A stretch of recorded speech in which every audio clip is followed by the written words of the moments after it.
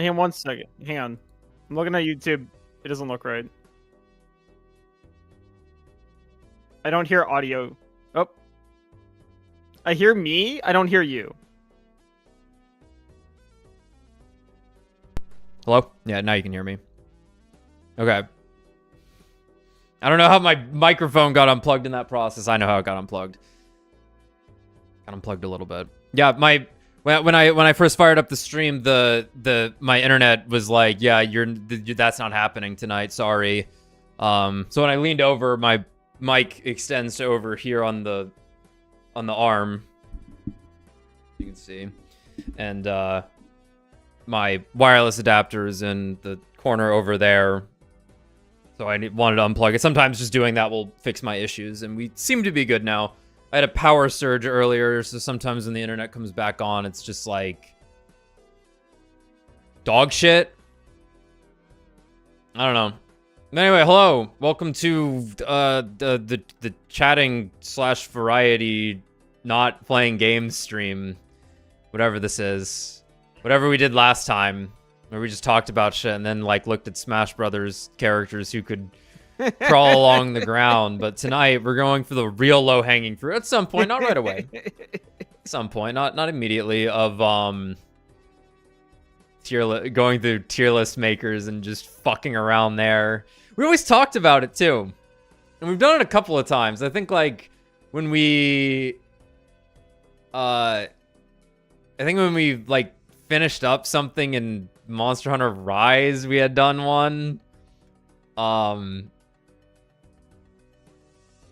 No, that was for what monster was fuckable. We didn't even like rate the monsters based on their quality. Everything is the pre-show, nothing is. You're right. I should have just called this the show. That's way funnier than like the tentative name I came up with offhandedly, because I'm like, I gotta name this like pseudo podcast something, because it's not really a podcast, because there's gonna be a heavy visual component to it. I think I always want to do something that you'll look at to some degree, but I do want to gab for a little bit, of course. Okay, maybe I should turn the Blatcher up a bit. I'd like to hear Local Thunk say his game's name, so I know. Right. Because every time I say it, it's different. Yeah, well, I think it's literally just the French word for like Joker or clown. Okay. So, oh shit, we need to put an accent on it. Yeah, however the French would say it. Oh. Or something like that. Maybe it's... I believe that. Is he a French Canadian? I don't know. I think he's Canadian. Not very local. Though with the weather this weekend, everyone will be feeling what... It's in ancient Rome was a jester. A Balatro. Balatro.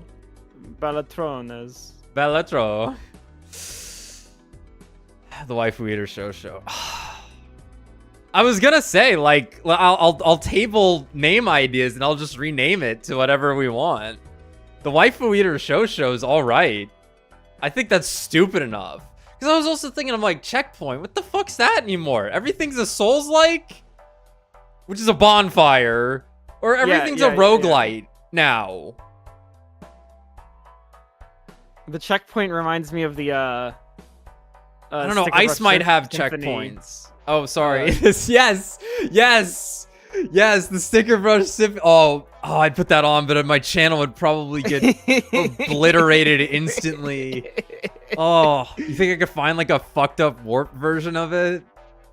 Oh man. Oh, that's a good idea for one of these streams. Let's read the comments of Sticker Brush Symphony, and then the anti-Semitic comments on that one Kirby video song. Right, yeah. Something about it, man. Yeah, alright. I'll rename it later. If I remember tier list of characters / bosses, don't worry, I have some ideas of what we're doing tonight. But, someone give me something to talk about first.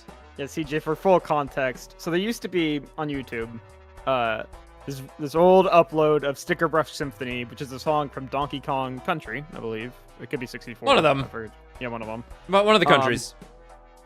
that just because Sticker Brush Symphonies, which is one of the best songs ever written, and it's very emotional. Grant Kirkhope, I think. It's very evocative, and people just kind of ended up feeling compelled to like talk about their life stories in the comments of this YouTube video, and they ended up being known as like the checkpoint thing. You'd be like as in like you'd reached a milestone in your life. Sometimes it could be positive, sometimes it could be negative. Like buried my dad today, you know, he was 82, checkpoint, right? Or survived battle with cancer, or something positive like graduated high school, right? Graduated college, you know, got my first real job paycheck, you know, something or whatever, right?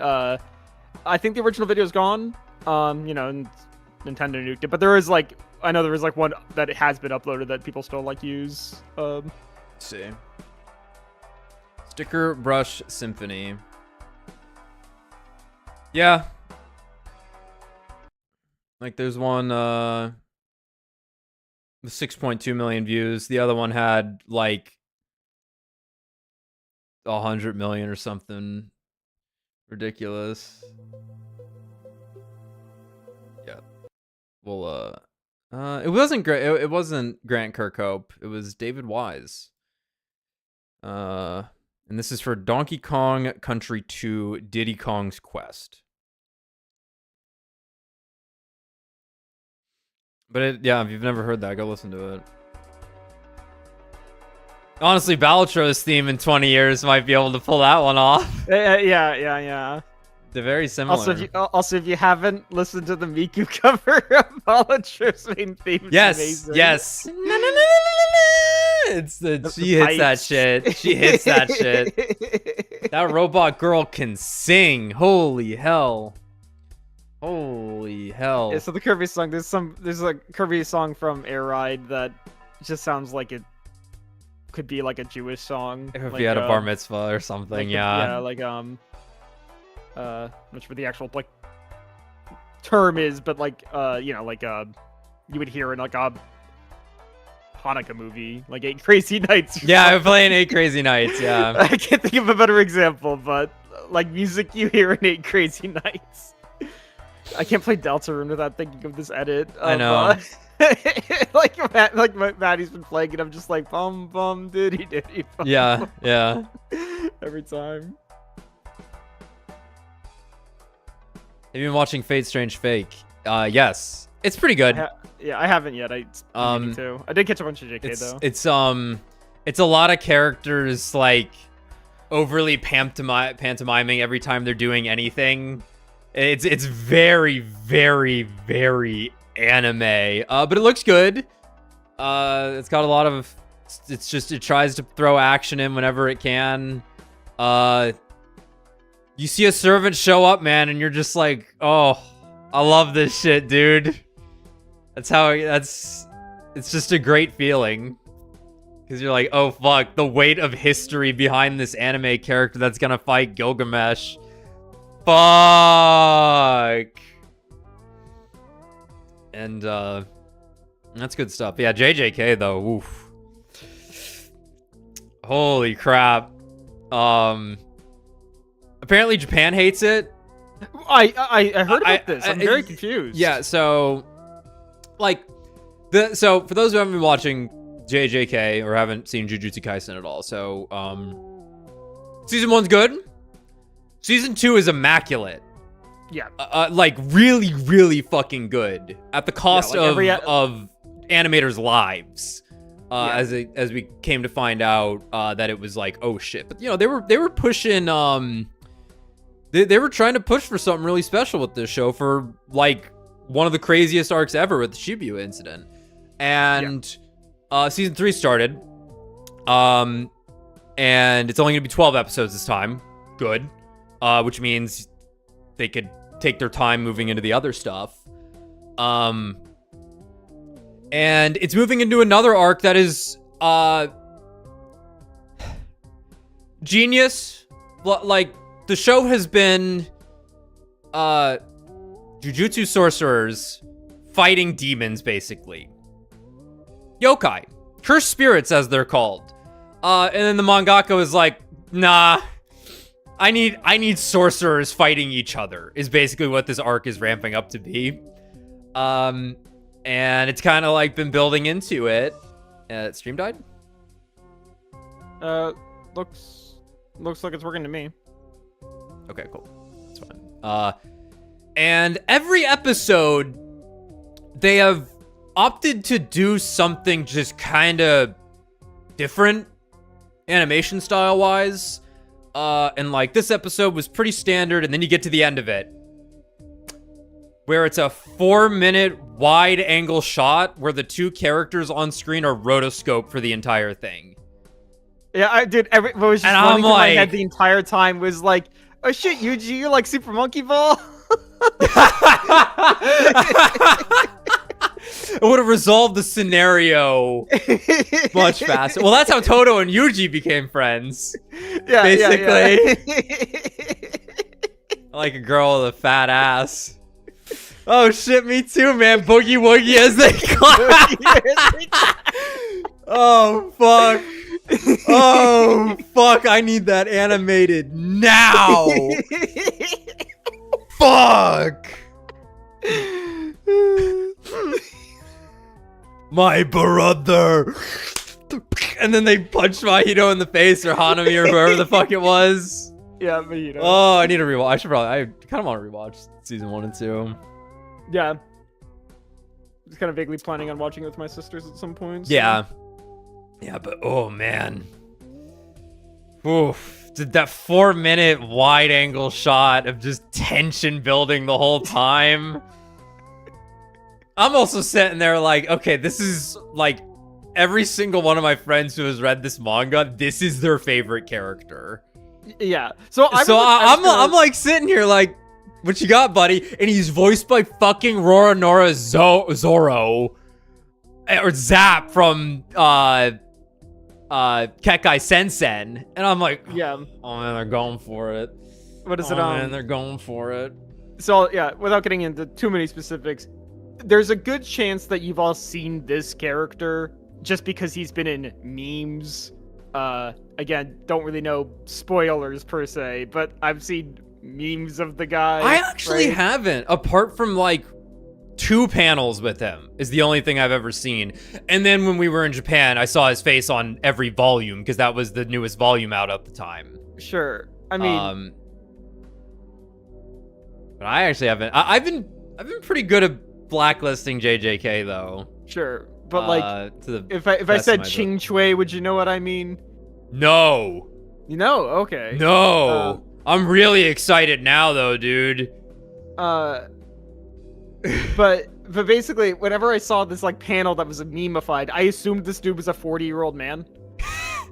He's 18. 19. Like 19. 19. I was like, what? Honestly, the shocking thing was they showed underage drinking. I was like, they can do that? They could do that? Yeah, I didn't know that was allowed. I didn't know that was allowed. Fuck. Jingtra. Dude, I don't know. I've been thinking about what he did at the end of the episode. I'm like, what the fuck was that? There was something about that long shot with it, too, that really burned it into my mind. I want every anime to be a sitcom static shot camera now. You know, in the Naruto manga, there is a scene where Shikamaru smokes. He's only like 15. Yeah. I could believe that. Wasn't in the anime, though. Right, but it wasn't in the anime is the thing. They fucking cut out Jotaro smoking in part 3, didn't they? Okay, well, they put a black bar over it, but yeah. What could he be doing? What could he be doing?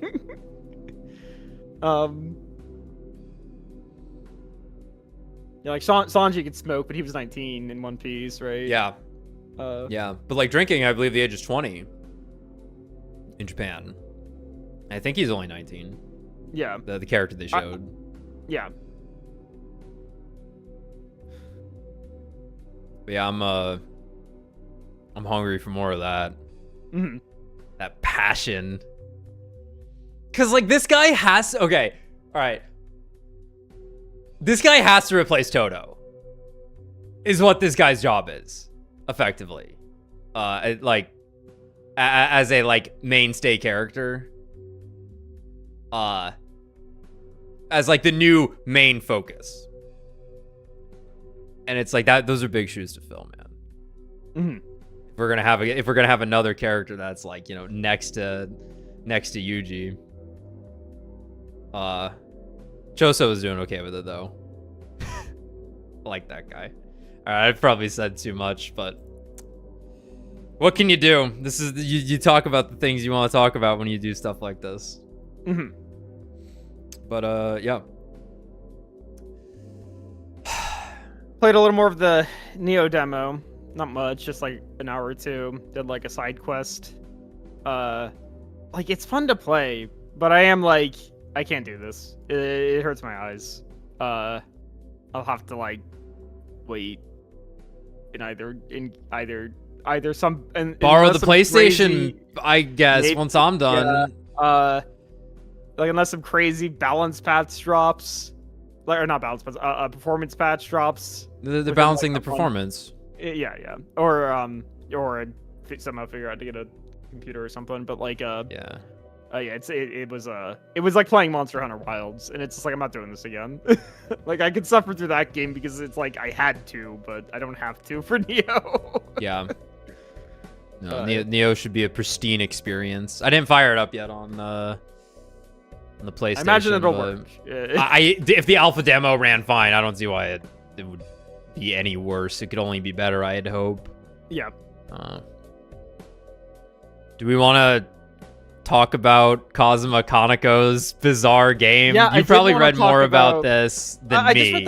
I just read the one article I'd sent you. It's not that long. But, so, Tsukuyomi the Divine Hunter, I guess came out last year. Google tells me it came out April of last year. I didn't realize that was actually out. Yeah, I had no idea.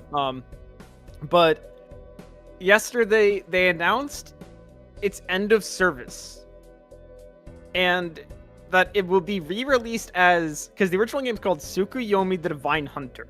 It'll now be called Kazuma Kaneko's Tsukuyomi, which is kind of weird, but okay. Get that brand on there. And will just be a full-price Switch game coming out at the same time that the phone game EOS is. Is it only in Japan? I guess. I don't know. But obviously, part of the shtick with the Divine Hunter was that there was like an AI that would create custom cards for you based on Kaneko's art style. Yes. Like the idea was that it'd be like everyone would have his own art. Like, and this was part of his vision, right? It wasn't just like a laziness thing per se, because apparently he was like it was a pain in the ass to make the AI work or whatever. But like he wanted everyone to get unique cards based on how they played the game. Thus, it needed to be procedurally generated or AI generated or whatever, because it's like I can at least understand this if this was like, you know, a small project and he is the artist that's like signing off on the AI doing the thing. So it's like but he wanted to use it as a tool. Weird. Yeah, like remember that part of Disco Elysium where you're like reading all the reports of the game devs? Yes. It's like the one dev wants to make something that's just impossible. Like there's like billions of different combinations that they'd have to account for. You have to call in, and they just list off the infinite number, all the zeros. And one of the responses is just, "Oh God." Yeah. Yes. It was kind of like that. So it's like if you played the game, you would get a unique deck based on how you played the game. But for the Switch release, he is handpicked 3,600 cards that were generated by the AI to move them over to the new game. So I guess he liked about 3,000 of the designs that the AI made. That'll be moved over to the new game. That no one will play. Yeah, I see it's on Steam here.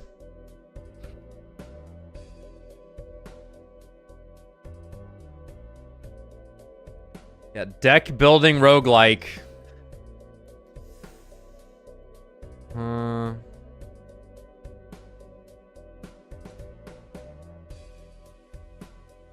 Similar games to what you've played.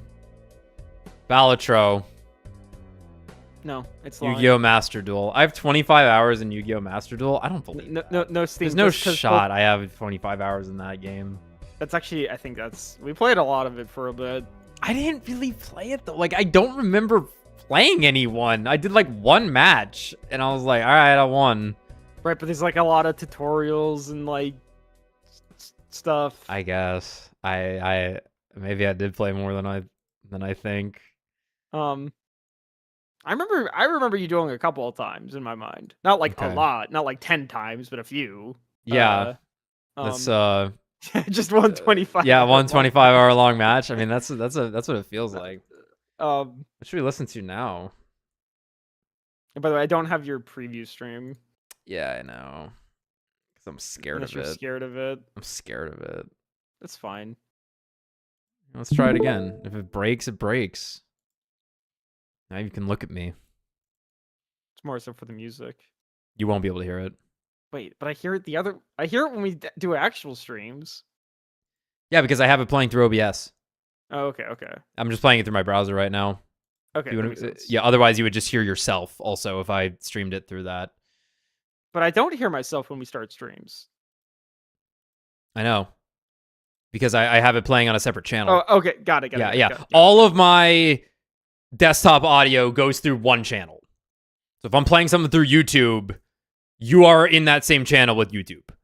But when I go to the pre-show, I have something in the scene that is just designed to play the media. So like the background I have right now is of the same thing. It's just playing on loop nonstop. Just a thing I made with like a particle filter on the background.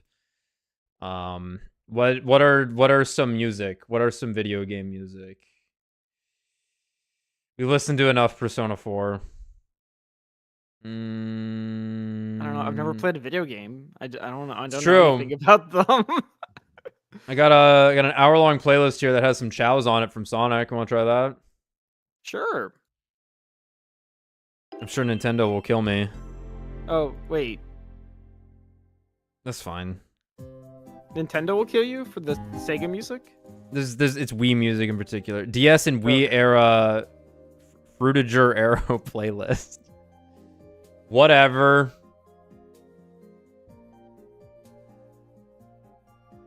Maybe a Fire Emblem playlist. We did Fire Emblem playlist last time. We also got pure video game bops for locking in. We don't need to do that right now. We're trying to unlock. Hello, future GameCube and Wii era. Oh, it looks so nice. Oh. God, there's so many of these fucking playlists. Oh, no, we're clicking on this. Hold up. Yeah, no, we're putting on the Gran Turismo music. Oh, yeah. Yes. Yes.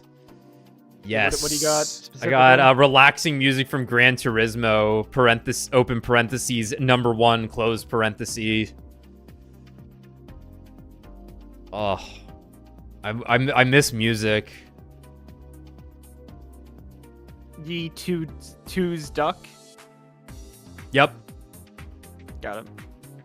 Very nice. Very nice. Speaking of EOSs, I'm also seeing Apex Legends for the Switch to end service August 4th. Yeah, I imagine there weren't a lot of people playing on there, and they want to update it to whatever. I've heard nothing about Apex Legends for a very long time. I'm not looking for it. Yeah, I mean it's fucking what, 7 years old? Was that like 2019, 2018? Beginning of 2019. Yeah, something like that. Yeah. Apex Legends was on the Switch. Yeah. A lot of things got put on the Switch. Yeah, I'm always shocked by the by Nintendo like doing that, because obviously it's like they got people to buy their console and they want people to feel comfortable that they can play like popular AAA games on their consoles, but it's always like it's never great. And it's like you're getting a Switch for the Nintendo stuff.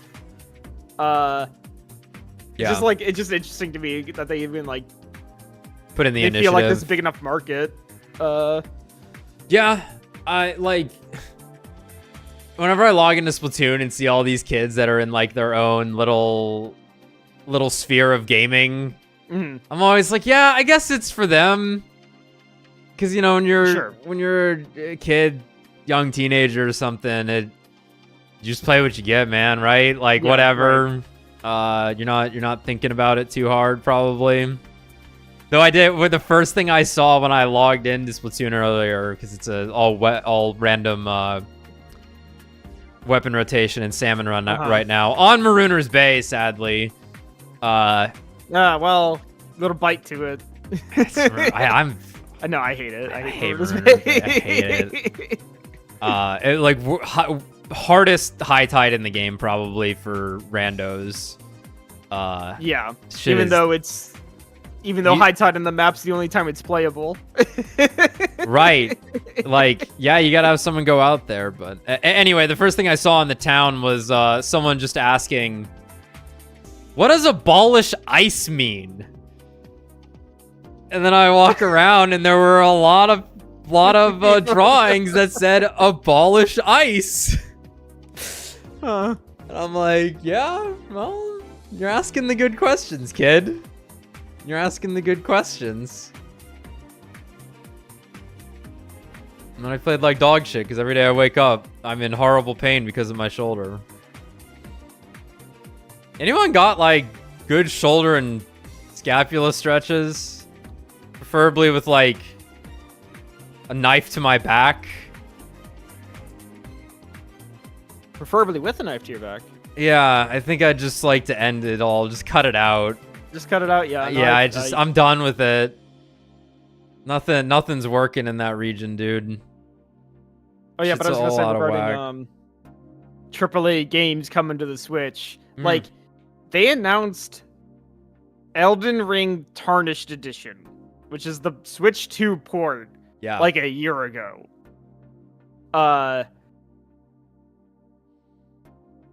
like, there's some, and like it's an enticing update because like it has new starting classes. Yes. And you can start with a light greatsword too, which is like, hey, that's pretty cool. That's cool. Because like there should be more stuff like that with the weapon types that are added in the DLC. Absolutely. Right? But, absolutely. But no one gets to play it because they have to optimize it for the Switch and it's never gonna come out. That's right. That is right. You're telling me there's an EB Games in Australia? That's crazy. I just assumed they were all gone. I thought GameStop just gobbled everything up, but the last bastion of video games. I'm not sure if I was actually ever inside an EB Games. I remember seeing them when I was a kid, but right. You weren't getting games bought for you. No. It was always funny having two game stores in the mall, and they were like, one was on the top floor and then the other one was right below it on the second floor, and they would just call each other whenever they didn't have it. If someone needed a game, they would just help each other out. Then they all got subsumed by GameStop. Never seen a GameStop in my life. Well, neither will anyone else going forward here in the United States. That shit's going out of business. They're turning into just a pawn shop, which is really funny because it's always been a pawn shop. Right. That's just what a lot of game stores have been with the trade-ins and stuff, because that's where they make most of their games, a lot of their money, as well as on. They want those pre-orders. You get that $5 down. They're like, "Ooh, I can do anything with that money." Even if they take it back, it's like, well, you already gave us $5 for a game you're not even gonna buy. But yeah, they've been like doing publicity stunts to be like, we'll buy anything from you. Bring in anything, as long as it's not an explosive or alive. I mean, they would have gone out of business like 4 or 5 years ago if it literally hadn't been for the stock market incident. The diamond hand stock market incident. Yeah. Because like the whole thing that was happening was that their stocks were declining, so a lot of just big hedge funds were shorting the stock, which means you buy it at the price it is now and then, or sell it at the price it is now and then buy it later, which is weird, but it's just how it works. Game the GameStop. But then all the people on Reddit bought the stock, so that it rose in price. and because their stock values increased, the value of the company increased. But yeah, like, I mean, I know for a while they've been like also just selling like merchandise and stuff. Like you can Yes. buy like Funko Pops and stuff at GameStop, right? I wonder what the last thing I bought at a GameStop was.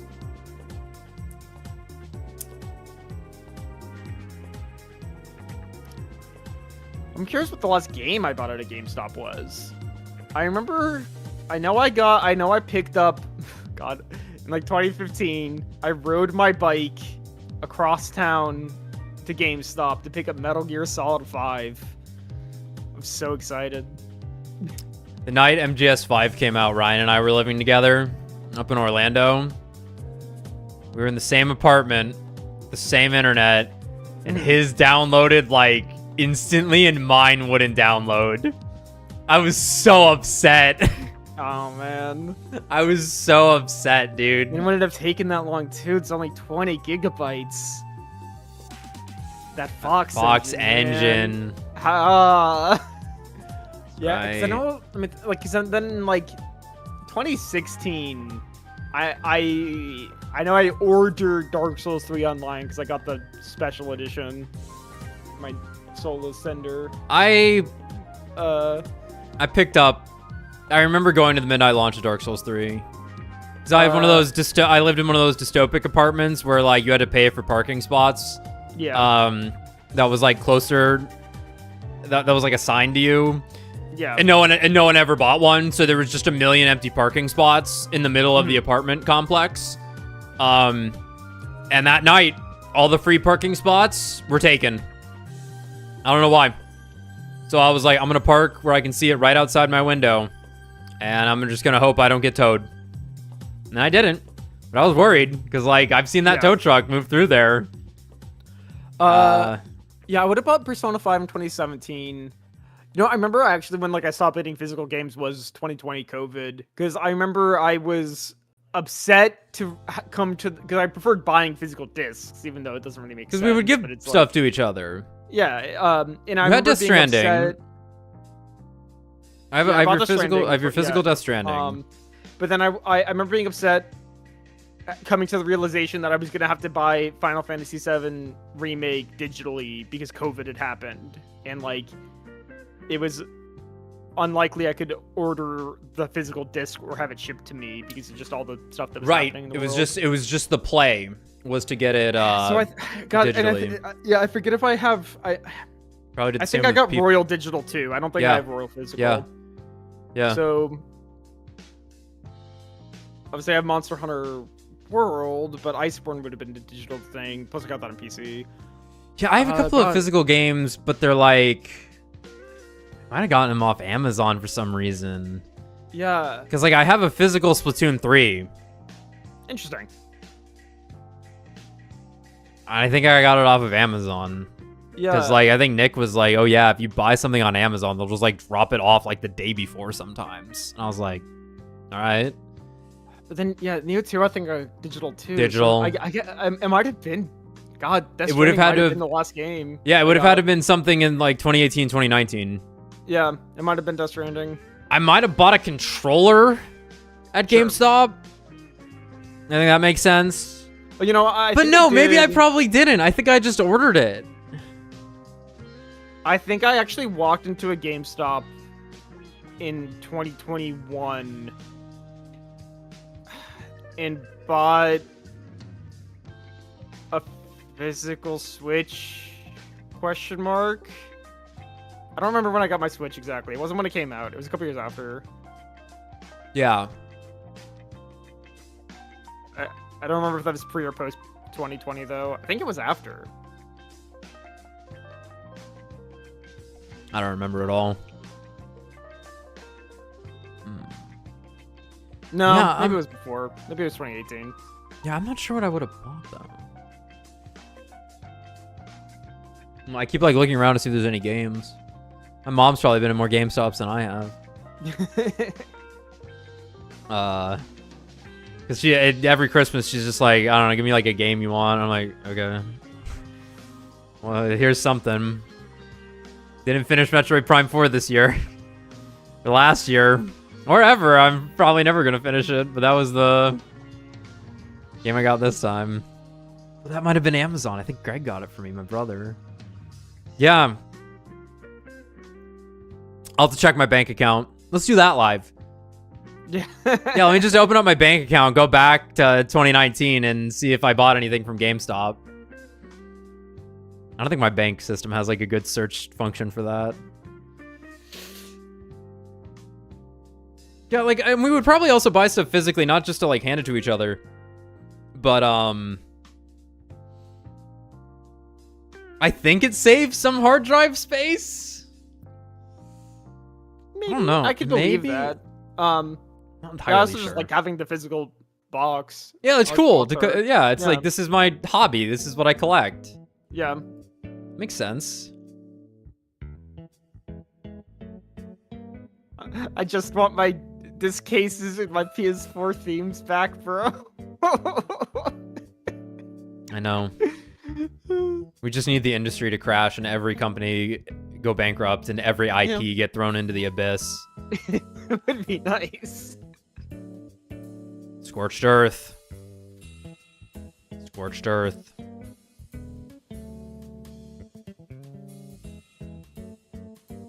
You think the peasants were like, man, we're gonna live under the kings forever? Probably.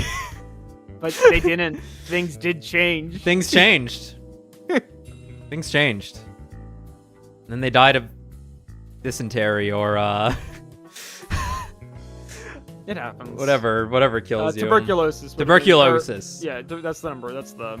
Yeah, that's that's number the one. killer. Number one. Number one. No, they probably didn't even think about anything apart from survival. There were a few select members of the elite society that were allowed to question these things and then be murdered. Executed or brought into the court to be a magistrate for the king, of whom they would question the authority of.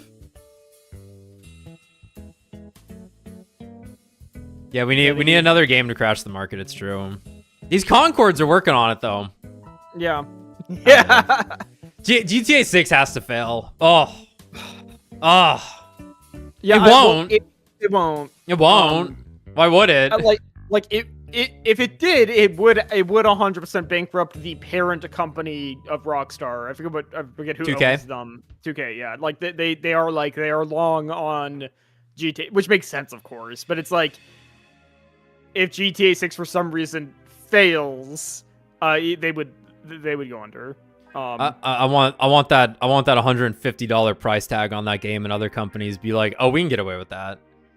Yeah, no, I want to see that happen. See, that would be the greatest. That would be great, because like as I hate, much as I hate to say it, also I'm not a fan of the Grand Theft Auto games. Rockstar could get away with putting $150 on GTA 6 because people would buy it. Oh yeah, easily. But then it would be amazing when other companies would copy them, and that is what crashes the market because no one would ever buy a game for $150. Right. Like it just wouldn't happen. Yeah, People like, couldn't. There's only so much you can afford. Is the other thing. If, No one has any if fucking every money. game that I like playing was like suddenly like it's $150 now, I think I could maybe justify getting the next Atlas game and like maybe the next FromSoft game, and that'd be about it. I think. That's right. I don't think I'd be picking up Neo 3, sorry, buddy. Neo 3. I don't think I'd be picking up You wouldn't try anything ever again. something like Helldivers, right? Like I don't try. Like, you kidding me with that, right? Yep. Nothing else is coming out this year, so I can't think of anything. Yeah. But yeah, but like I guess if Danganronpa 2x2 came out with Sure, 150 bucks, I'd be like, you're smoking some nasty Spike Chunsoft, but I guess I'm but okay. Even then I probably. Oh yeah, but speaking of High Guard, it's now the coveted weekend. Let's see what their top player count will check reach. those Steam charts? I actually don't know how to. Do you know how type to in check those Steam charts, Okay, You go just to on the Google, Steam internet. charts, and the Okay. game you want. Yeah. Yeah, because all right, Steam charts high guard. Let's see. They're currently at their peak. Yes, which is Okay. 13,000 players on Steam, 13,000. which is not bad for a 7-year-old game. It's not bad in general, honestly. Like, yes, you want your game to like super succeed and whatever, but 13,000. I don't think they're gonna make. I don't know they're gonna make any money off of a game where the cosmetics and characters suck in a free-to-play model, but whatever, man. On Steam charts, Apex Legends all-time peak is 600,000, and there are 60,000 playing right now. That's pretty good. Yeah, like, it sounds right. Just in comparison for their other January release free-to-play game that came out 7 years ago. It's not published by EA, right? Highguard. It's just people who made Apex worked on it. Yeah. Yeah, I believe so. And who knows what that means, right? Like, I mean, anytime that title comes up, it's just like, yeah. It definitely looks like Apex. It looks like Apex. Yeah, it looks like Apex. Yeah. People who worked on Apex did work on the game, as they claim.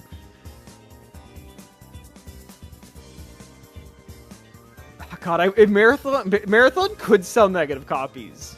I think there's a world in which you like go to buy Marathon and you get $40 from Bungie because of their like horrible like I would love that return. networking and whatever. Happened with Concord. Yeah, They gave you back. They gave you back $40. They gave you back $40, dude. Like there's that image where it's like, why is this game on evil sale? It is Destiny 2 at a marked up price. Yeah.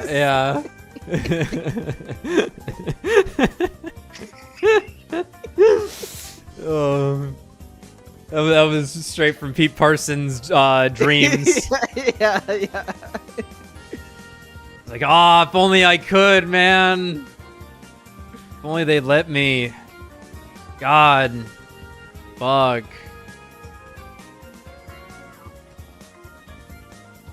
Right, so, okay. The thing with Marathon forcing you to download Destiny 2, is that true? I mean, that's shocking to me because it's like, I'm pretty sure Marathon's made on Unreal 5 or 4. I don't know. I don't think it's their I think in-house engine. It looks quote, proprietary to me. It looks like Destiny, so...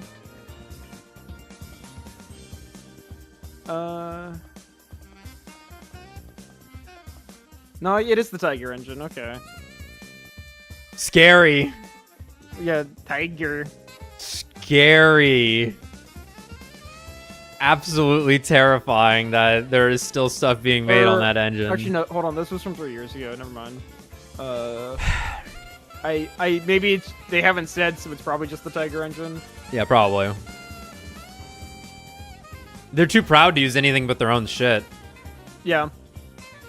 I don't know, maybe they improved it so that it can actually be updated. Because, like, this Destiny 2's issue is that, like, the game's so rigged. Well, apparently it needs Destiny 2 installed Right, to run, so... I suppose it's true. We don't know. No one has the game. No one can talk about the beta, and even if they were in it, there's nothing to talk about. Because everyone's so nonplussed by it.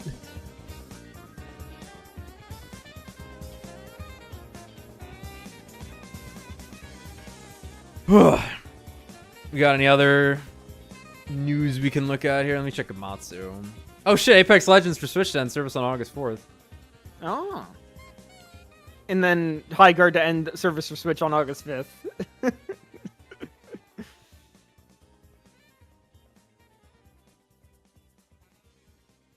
Is it actually on Switch? I have no idea. I don't think it might be. I don't think it is. I don't think it is. There hasn't been much. I didn't watch any of that Tomodachi Life stuff because I'm not going to play it. But I suppose that was like one of Nintendo's big games coming up.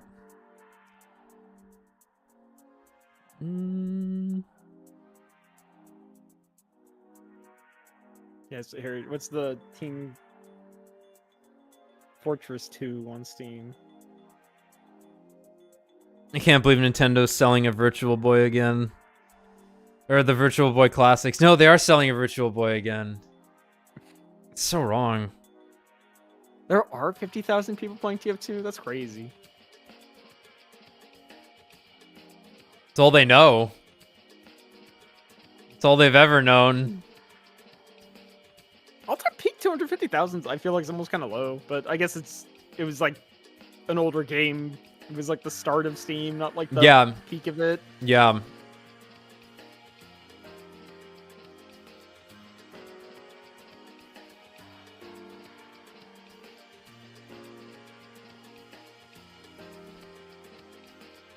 Here we go. 3 days ago, Monster Hunter Wild sales top 11 million finally.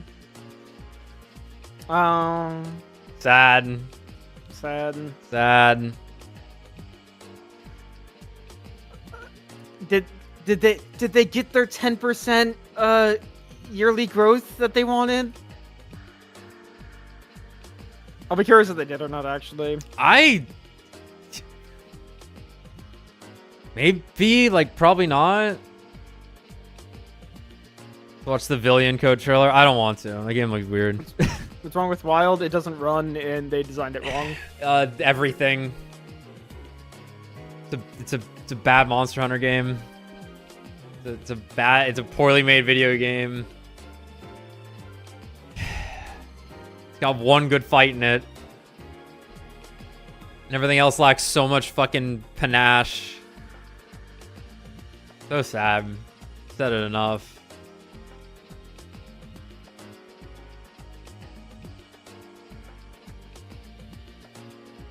The update was huge for performance. Really?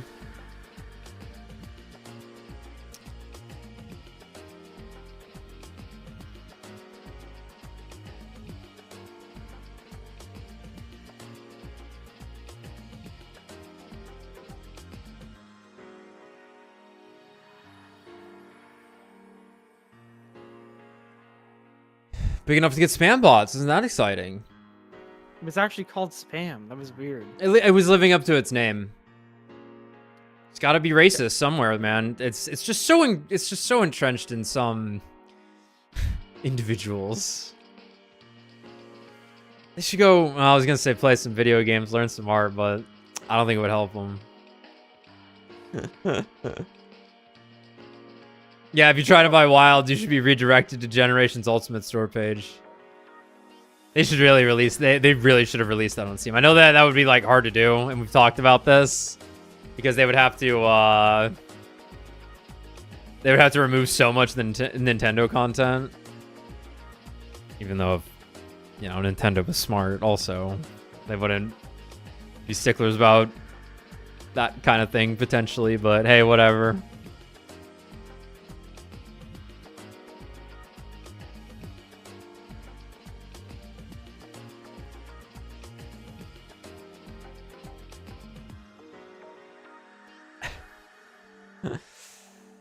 All right. Well, we have nothing else to talk about, which I'm sure there's something we could find still. But we hit a moment of silence. Mm. Do we want to go through Tier List Maker and look at a bunch of random shit and arbitrarily rate it? Yeah. Into different ranks? Fun. I think we should do that. I need to use the bathroom though first, but I'll bring it up. So I'll say though, for the first one here, and what we might be discussing might be a little spoilery, so just you know, be aware. I'll let you know what we're doing first. But something Tommy and I talked about last time was it's gonna be probably pretty bad considering our feelings on this game, but we're gonna rank Silksong bosses. and talk about Silk Song. Though we do have some other options here that it gives us.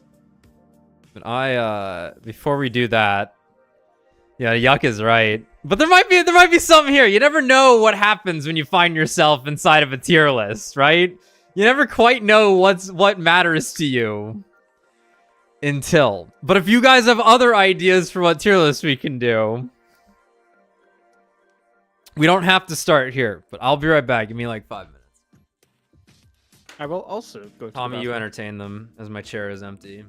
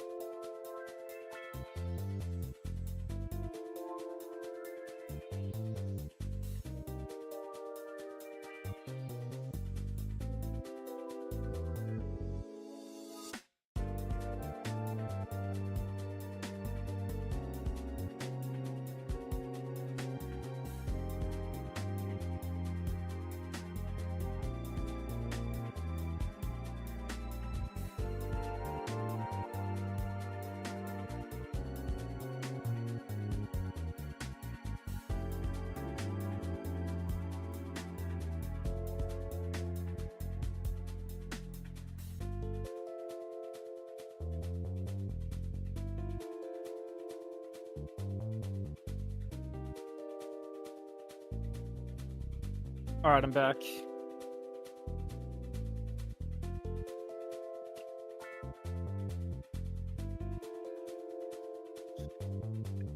It's funny. Take your mic so we can listen. I have this pet peeve because a lot of our friends have wireless headphones, and they have this like habit of when they go to the bathroom, they just leave their headphones on. So like not with microphones, just the earmuffs, right?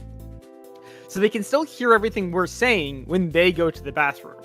But it's not like their mics are hot, so we're listening to them fried chicken in the bathroom or something, right? But I take umbrage with this. I'm like, you have brought me into the bathroom with you while you're peeing, and that weirds me out, even though I'm not actually there. Spiritually, I'm there, though. So it's like a consent violation. Like, obviously nothing serious, but it's like, you know, I don't want to go to the bathroom with you. And everyone thinks I'm the crazy one. All of our friends are against me on this. That,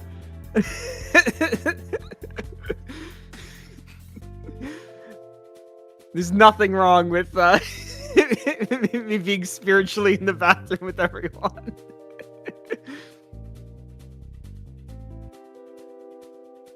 Like in real life, you know, occasionally, like, you know, it's like, you know, out in public with friends or family, right?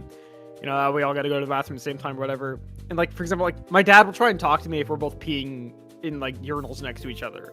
And like, I don't want to talk to him while we're both peeing. Like, I get that we're like, you know, there's dividers and stuff, but I'm like, Dad, it's weird. Right? So it's the same like emotion there where I'm like, you've brought me into, you're peeing while you can hear me.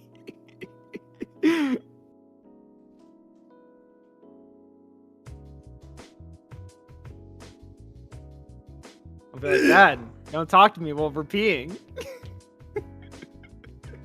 All right, what were we rating on the tier list?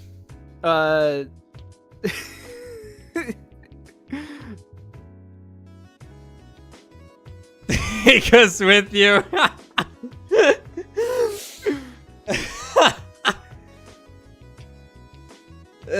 Yeah, leaves for just empty chair. I have nothing to put in it that you'd be able to see. I was talking about the headphones going into the bathroom. My pet peeves with this. Yeah, I undo the whole mic and just lock it in there. Ugh. Should rate toilets. That's not a bad one either, actually. And let me move this over here. Let me stream my screen to you. Mm-hmm.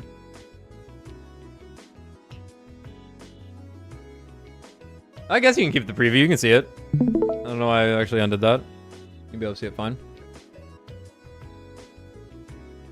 Oh, hold on. I gotta open some shit in OBS.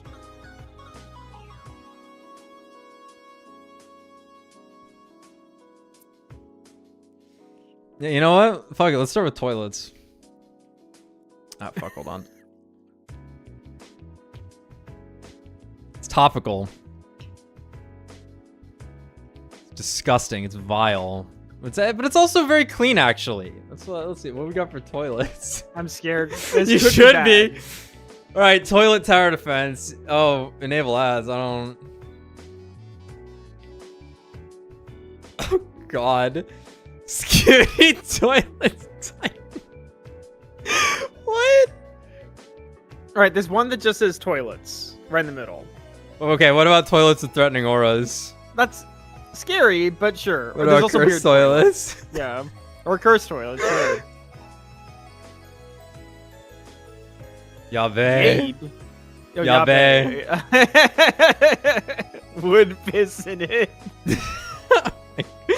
I can't even see them. The pictures aren't big enough. Yeah, it's too tiny. It's way too tiny.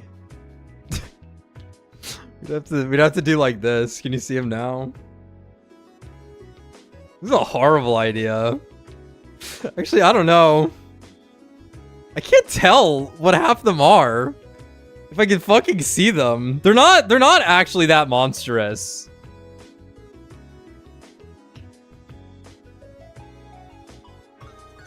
I mean, that one's just a tuba.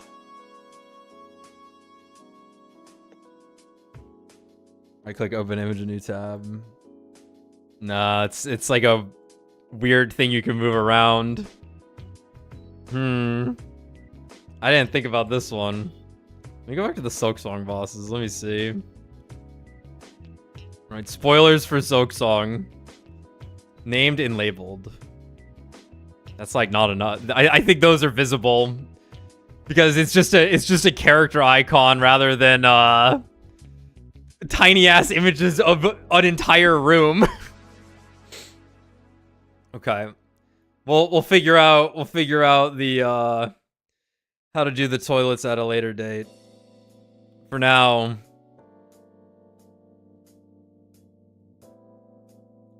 there's pretty much no difference between the tier list. I don't know. I feel like the toilets might end up ranking higher than the Soak Song bosses. But we gotta unpack this. This is Tommy and I've been meaning to do this. This is why we're gonna do it, okay? All right. So let's start, shall we? Yeah, admittedly, I was actually kind of hoping for a tier list of all the normal enemies. Because I actually think the normal enemies is like let's look. A more interesting discussion. Okay. But if it doesn't, oh, there was something at the bottom there that said enemies. Hollow Knight. 197. So we're gonna be here forever. Well, I guess there's a lot. We can be quick with it. Yeah. We can be quick with it. Like, look, we're not even gonna rate it if it's something we don't have to talk about, okay? Yeah. Like, we don't need to worry about the Moss enemies. Mm. I'm not even gonna remember most of these enemies anyway. Now that one is the boss, I think. That is Moss Mother. Yeah. Okay. All right. Don't care. They're all don't care. Yeah, like, don't care. Don't care. Okay, well, they're mostly going to be down here.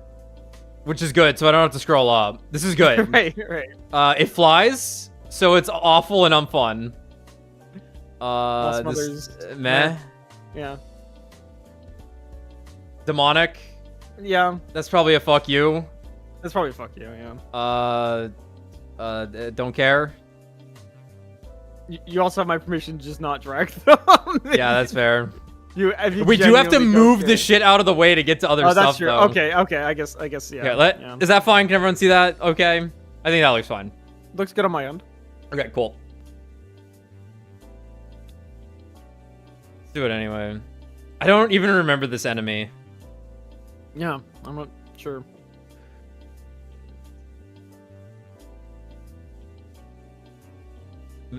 Don't care. Sometimes annoying. This guy sometimes annoying. Double hits you. Fuck you. Always, yeah. Always annoying. Maybe. Fuck you. Yeah, okay, that's a fuck you. That's a fuck you. That's a fuck you. That's a fuck you. That's a fuck you. That's a fuck you. Yeah, you're all right. Actually, I like that guy. I think. You want? It's all right. Here, it's all right. These guys are all right. Yeah, it's all right. These guys all right. That's all right. Is this a little hazard? What the fuck is this thing?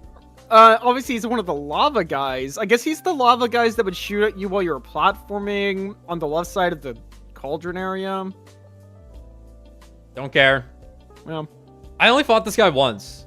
I know you can fight him in two places. Maybe I fought him twice. Yeah, there was some. He was always annoying.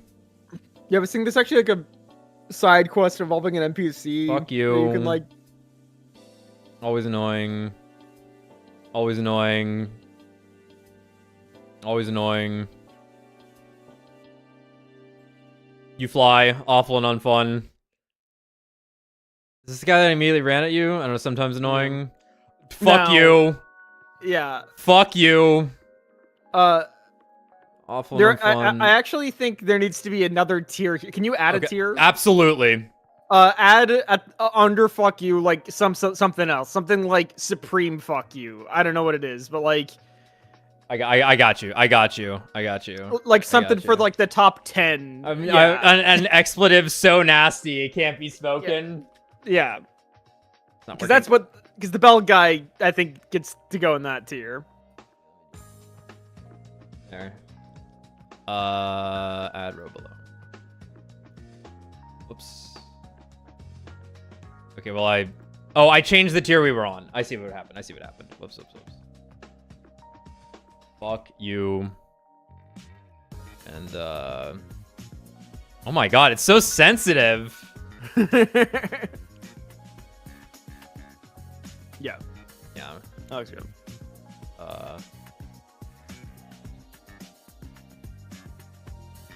Yeah. But oh. How about it's white. It's so bad. It's lost color. All right, we want this stupid motherfucker right there. That's fair. I think that I picture this enemy when I close my eyes. And I see it running the fuck away from me. Hate it. Who's this? I don't know. Hey, wait a minute. Yeah. This is the actual bell guy that sucks. Yeah, okay. Well, this one sucks too then. Fuck you. Don't care. Fuck you.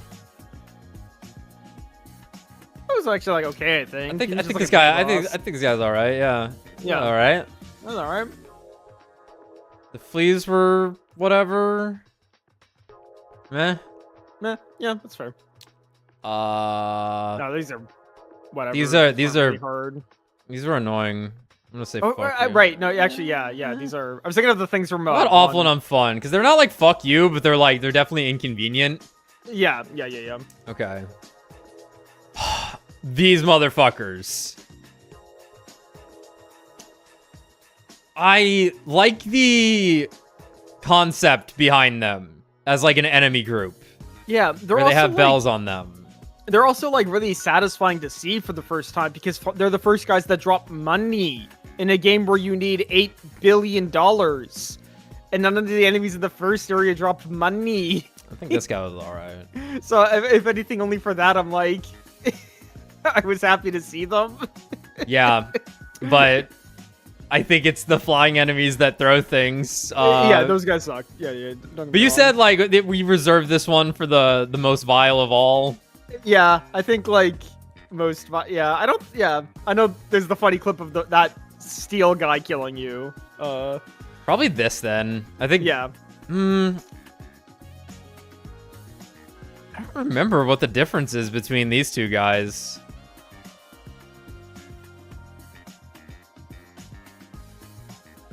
I recognize the explosive this guy has, which means it's worse. Don't care. I actually never killed this thing. I never really thought to. It's just kind of annoying. Like, you don't get anything out of it. I'm not even gonna rate these things. They're like non-enemies. Yeah. Okay, the red bugs. Okay, the ants. I'm going with fuck you. Sure. Sometimes annoying. Sometimes annoying. All right. I think all right. They're challenging, but like they do a thing. Fucking yeah. They had like some dynamicism to them. Fuck you. Yeah. I think this guy was okay actually. I don't recognize that one actually. I don't recognize that one either. Who the fuck is that? Is that the one in the boss fight towards the end of the game? Oh, sure. These guys were actually decent, I think. Yeah. No, yeah, I remember that one being okay. Sometimes annoying. I feel like the don't care list needs to be like somewhere else. Yeah, you go like up there. That's too far away. When did this happen? Get out of here. Wait, that was supposed to be the good fights. Because the top one is supposed to be the ones that you actually like. Okay. Maybe we just get rid of the don't care tier so we have more room.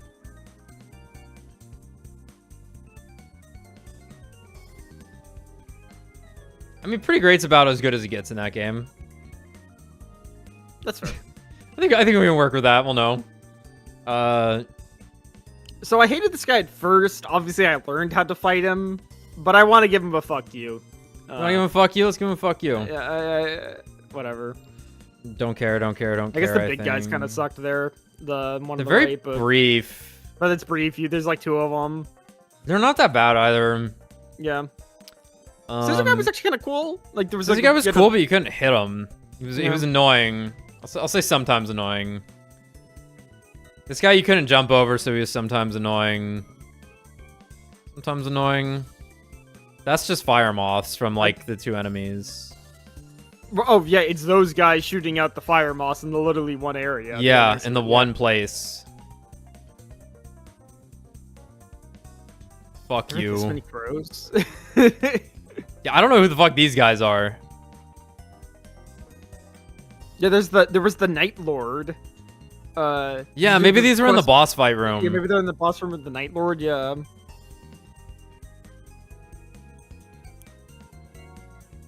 Sometimes annoying.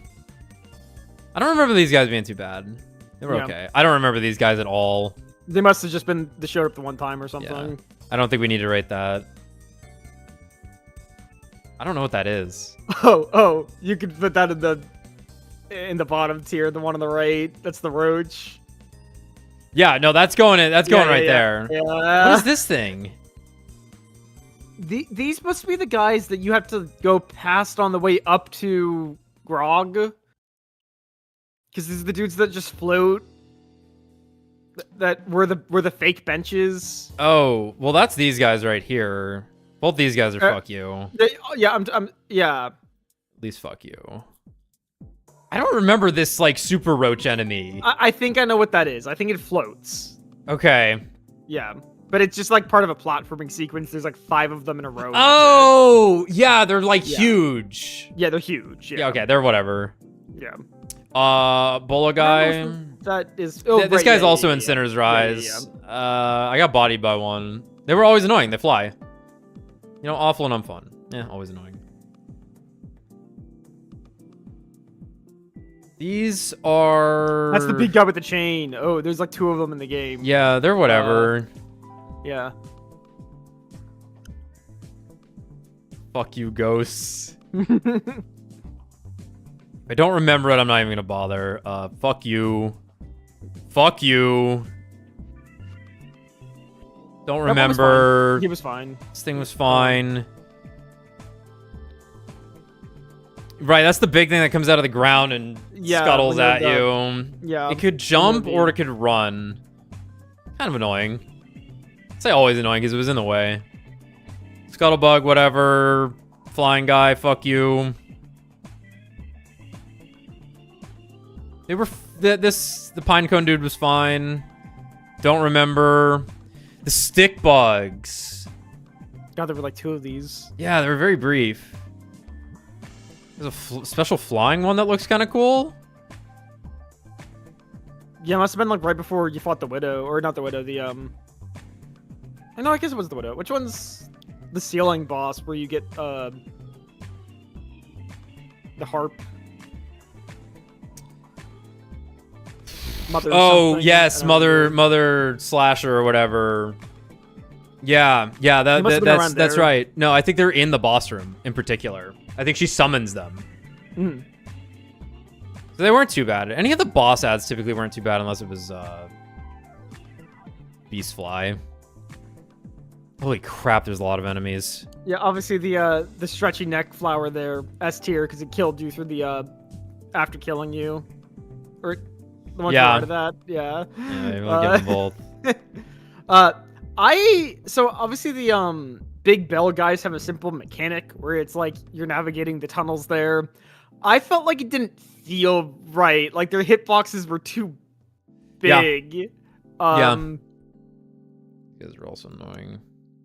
Maybe just a skill issue, but I was always like, I mean, that's the whole game. Is you're just like, everything's a little too wide and my attack is a little too short. Is what it felt like. Where was there an iron, just like normal roly-poly bug? That must have been in the abyss, yeah? Probably. I don't remember this thing. I don't remember this thing. Fuck you. This guy was fine. Fuck you. Fuck you. Honestly, yeah. Who are these guys? I played this game. These are on the way to the Coral King. These are like unique dudes that show up once, I think. I don't recognize these guys at all. Actually, those two are probably like there, general floater enemies. Those might be cut things. Those might not be in the game and they just ripped the assets in or something. I don't know. Maybe they're in the game. Because I know there's the whole cut coral area. Oh, I didn't know that. It was in one of the trailers. It was like that coral area was way bigger and had way more enemies in it. Right, so that's probably what the DLC is going to be because it's like a water themed one. Yeah, like there were things that in there that did not show up in the game.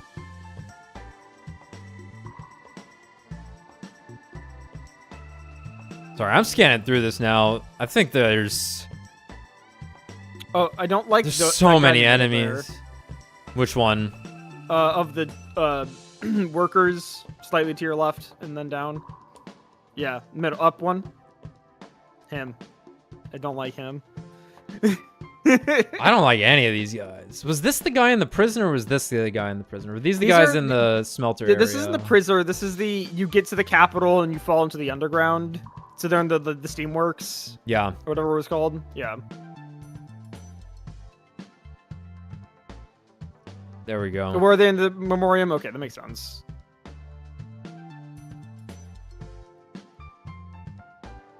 Yeah, all the like general enemies in the... These are just reskins of enemies from earlier in the game, so... Yeah. These guys... I think I liked fighting the ground rapier guy. Yeah, I feel like both these guys were actually all right. Maybe I just fought him a fuck ton. Yeah, no, I got used to it, but yeah. I didn't like him in a group. I hated fighting these guys. They had so much fucking health. Yeah. They were in the way. Always annoying. Obviously, fuck this guy. Fuck this guy. Maybe. Fuck two of them, in fact. Yeah. I thought this guy was kind of cool. Yes. Yeah. Just a little guy that Good shows idea. up randomly. Yeah. It's not bad. I liked this enemy, I think. Because this was the one that you could, like, parry really easily. Sure. Because it would, like, take its head out and, like, swing at you. I thought that was kind of cool.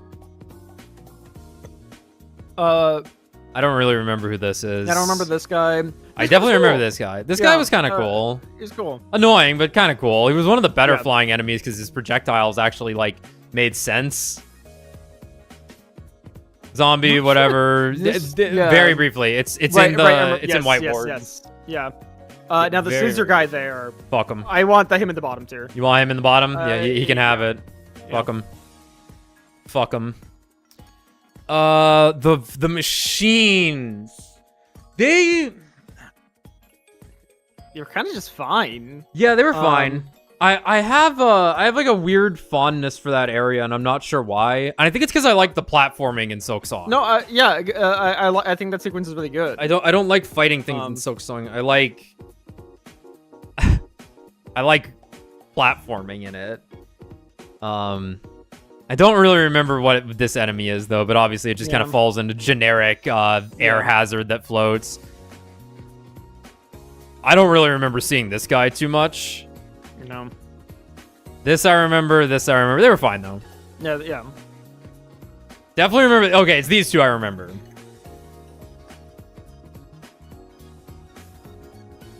They got like exhausted or something, right? I'll give you a meh. I don't need to rank you.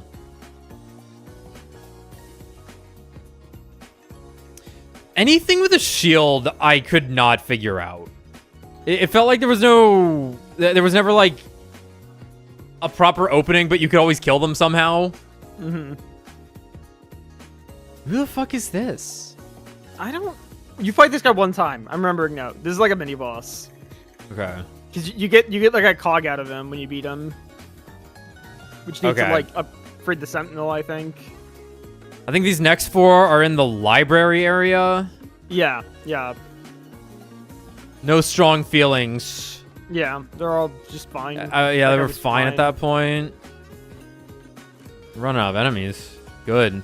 That was too quick. We skimmed through a lot of them. Yeah, that's true. Who and who? Are these cut enemies? Who the fuck are these? These guys must be in the jail somewhere. Because these are the jailers on the right, and those look like prisoners. Because those are them. Yeah, that makes sense. They're in, like, stockades, but... Like, it's the platforming enemies here. yeah. I guess they're technically enemies, so... Yeah. And the regular...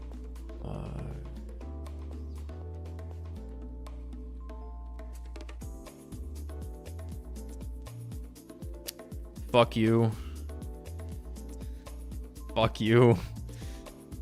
I don't know who. I don't even remember you. Fuck you. That whole area sucked. Abyss and horrific.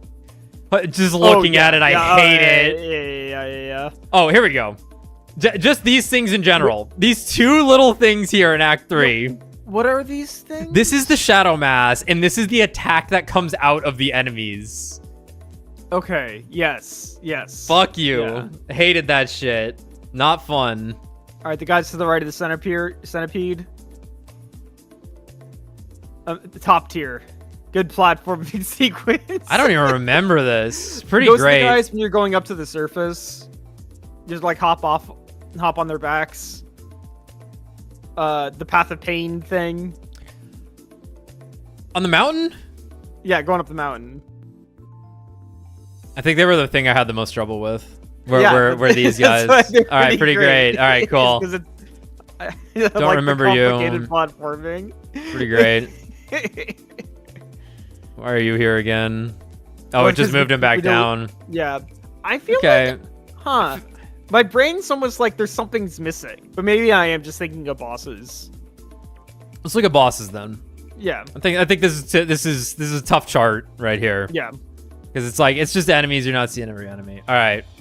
Silk Song bosses. 44! There's 44 bosses in this fucking game? Yeah, that makes sense. All right.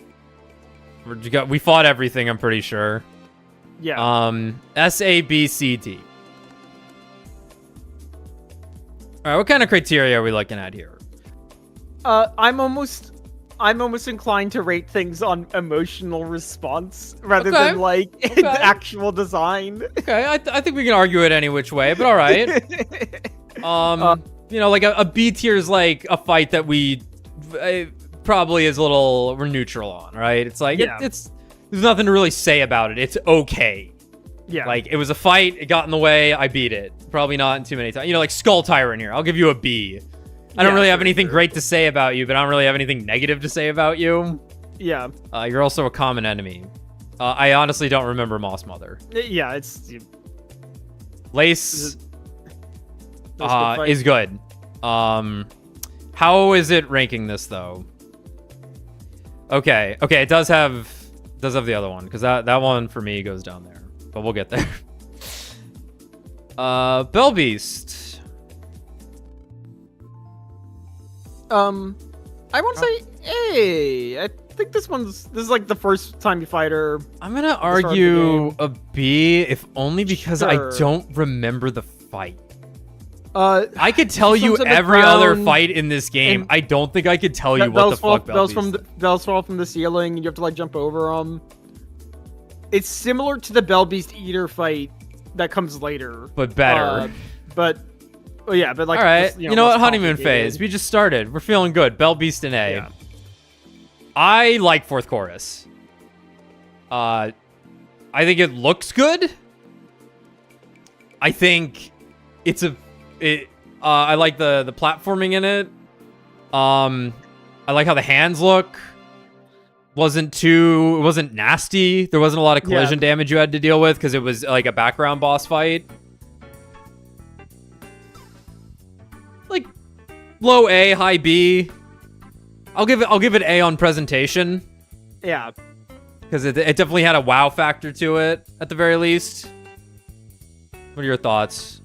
I think that's fair. Yeah, I agree. I didn't fight it like a lot. Like it's not that hard. No, but, no. It's not like a refight later. I was like actually expecting that. I was expecting a when you were in the cog area, whatever it's called, because those are all the ones hung up. I'm like, oh, we're gonna refight the fourth chorus, but it doesn't happen. Looking at it right now, I didn't. It's a cog enemy. Yeah, it's a big one.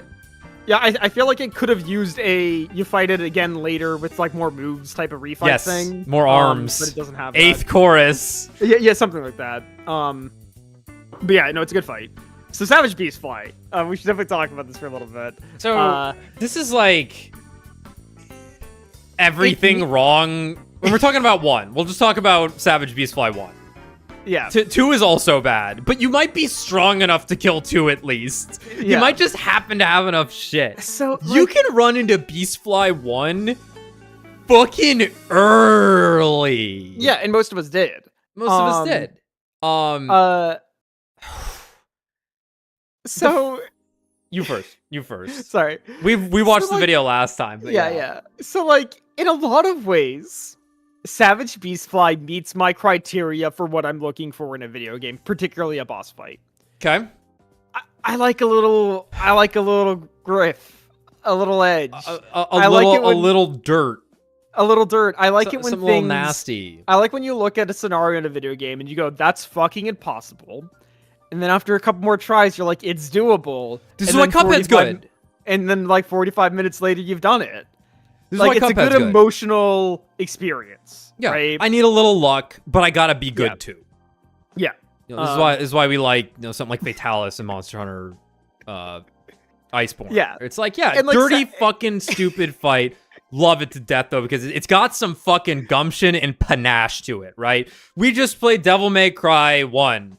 Those fights are like by modern standards like bad.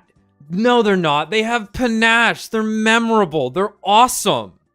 They were. I fought a tank that I had to jump on the back of it on like short ass windows after bullshit attacks, but it had some fucking panache. And I see that with Savage Beastfly. The motherfucker will level itself so that in a game where you can't crouch, so that if you jump, you die, and if you stand there, you die, and you take 2 damage from its asshole. And it will, like, randomly summon more ads when you haven't even killed them, and it's random what ads you get. Oh my fucking god. But you're right, though. There's something to it. Where it's like when it does... or whatever, right? When it does, like, the slam attack, it's like, oh, well, I can hit it once during the slam attack, and you're trying to reach as much damage as you can, but it has so much health! It has so much fucking health, it won't die! Yeah. And it doesn't look great. It's just a big version of another enemy, so it's losing on aesthetics. It does, yeah, it definitely loses on aesthetic. It's not like it could have been a lot cooler for what this thing is in the game for sure. Considering that this is like I said, it's like the Capra Demon or whatever equivalent, the Margit, right? And like, but those guys have fucking style. Yeah, Capra Demon's the sexiest guy alive. Capra Demon's got a cool boss arena.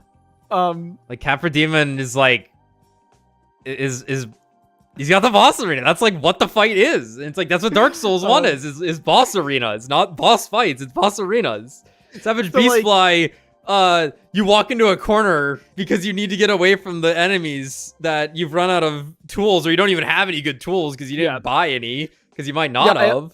I also hate long, tedious runbacks. And Bad it's got runback. One of the worst runbacks ever. But then at the same time, as much as I hate runbacks, it adds something to the fucking experience. There was something to it. I felt at peace somehow while running back to it. Yeah. Can I duplicate him and put him in S tier also? Right. So that's the thing. Is that like, can we we have the SD tier or something? Complex feelings.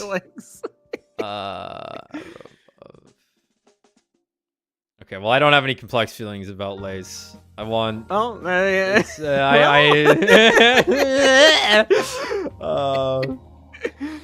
complex Stockholm feelings. Syndrome's definitely part of it for sure. Right, but it's also like my Stockholm heartbeat Syndrome is valid.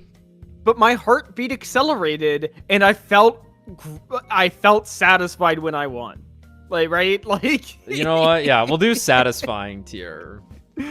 We'll change this. All right, Savage Beastfly. Complex feelings. Yeah, complex feelings. Complicated? I don't know. Complex. We'll stick with what I did. Sister Splinter. I think it's a good boss. Yeah, I like. I think it's a cool boss. Area denial, some ads, clean attacks. You're not really colliding with the boss. Not too bad. I'll give it an A. This tier list is looking a little top heavy right now, I'll be honest. Well, we're only 5% into it, so Widow. Whatever. Yeah. I think she's a good fight. I think Widow and Phantom. Which one's Phantom? Phantom's the upper one. Do you get the parry yet? Yeah. Okay.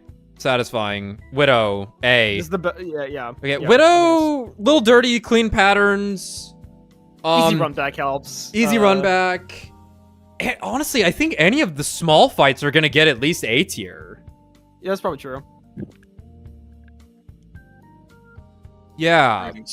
Hey man, you wanna get spoiled on Silksong? Yeah, I'm never gonna play that game. All right, sick. Get in. Wait, Alex, what boss is the next one? I don't. Who's this guy? Okay, so Tommy didn't fight this boss. So it's I did it's just me. actually, but, Okay. because so spoilers for Silksong. So this boss you can skip by doing a side quest, which Spoilers for Soak Song. Here's every boss. Yeah. he's a boss, yeah. But in Act 3, he will show back up abyssified. Really? Yeah, in a different spot. Yeah. Okay. So I bought the Abyss version of this guy. I imagine. So what you're saying is your version of the Abyss is the only one that's ever been tried. I guess that wasn't what I was saying. That is true. Is true. But Yeah. I'll say it wasn't that hard, probably largely because I was so strong at that point. So I don't really have thoughts about Morwing. But go on. I like that it's a big arena. I like that you can have a dude show up and fight it and wiggle his stick at it, which is kind of fun. Him and Zaza. I don't remember what his name is, but I know his mount was named Zaza. It had... okay... It did a unique thing with, like, the swirling projectiles that would, like, have, like, 2 distances. I thought that was kind of neat. It's a flying fucker that you could, like, bounce on a bunch, but... I didn't really love the fight. Give it a B. It's okay. Wasn't too tough. A bad run back? Sure. Bad run back. I would give it like a low B. You know what? I agree with that bad run back because I saw it once and then it took me 30 hours to get back to it. Fuck so that. that's dude. probably the worst run back I've ever experienced in a video game. That's pretty bad. Because it disappeared. Fuck are the great conch flies? This is the boss that does the drill attack that comes out. You kill one of them, then you have to fight his gay lover.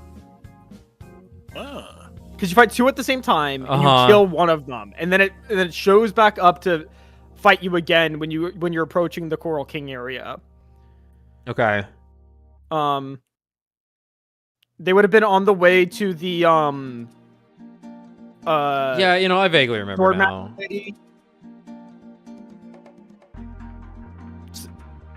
So you're on your way up to the Citadel. So it's before Last Judge. It's in the Blasted Sands? It's in the Blasted Sands. To the left is where the Swordmaster Woman is. Yeah, and then you go up into the... And before the Swordmaster Woman is the Great Conch Flies. There's 2 of them. It's a double boss, and you kill one, and the other runs away. Oh! Well, I don't remember it. I mean, it's actually a cool fight. But...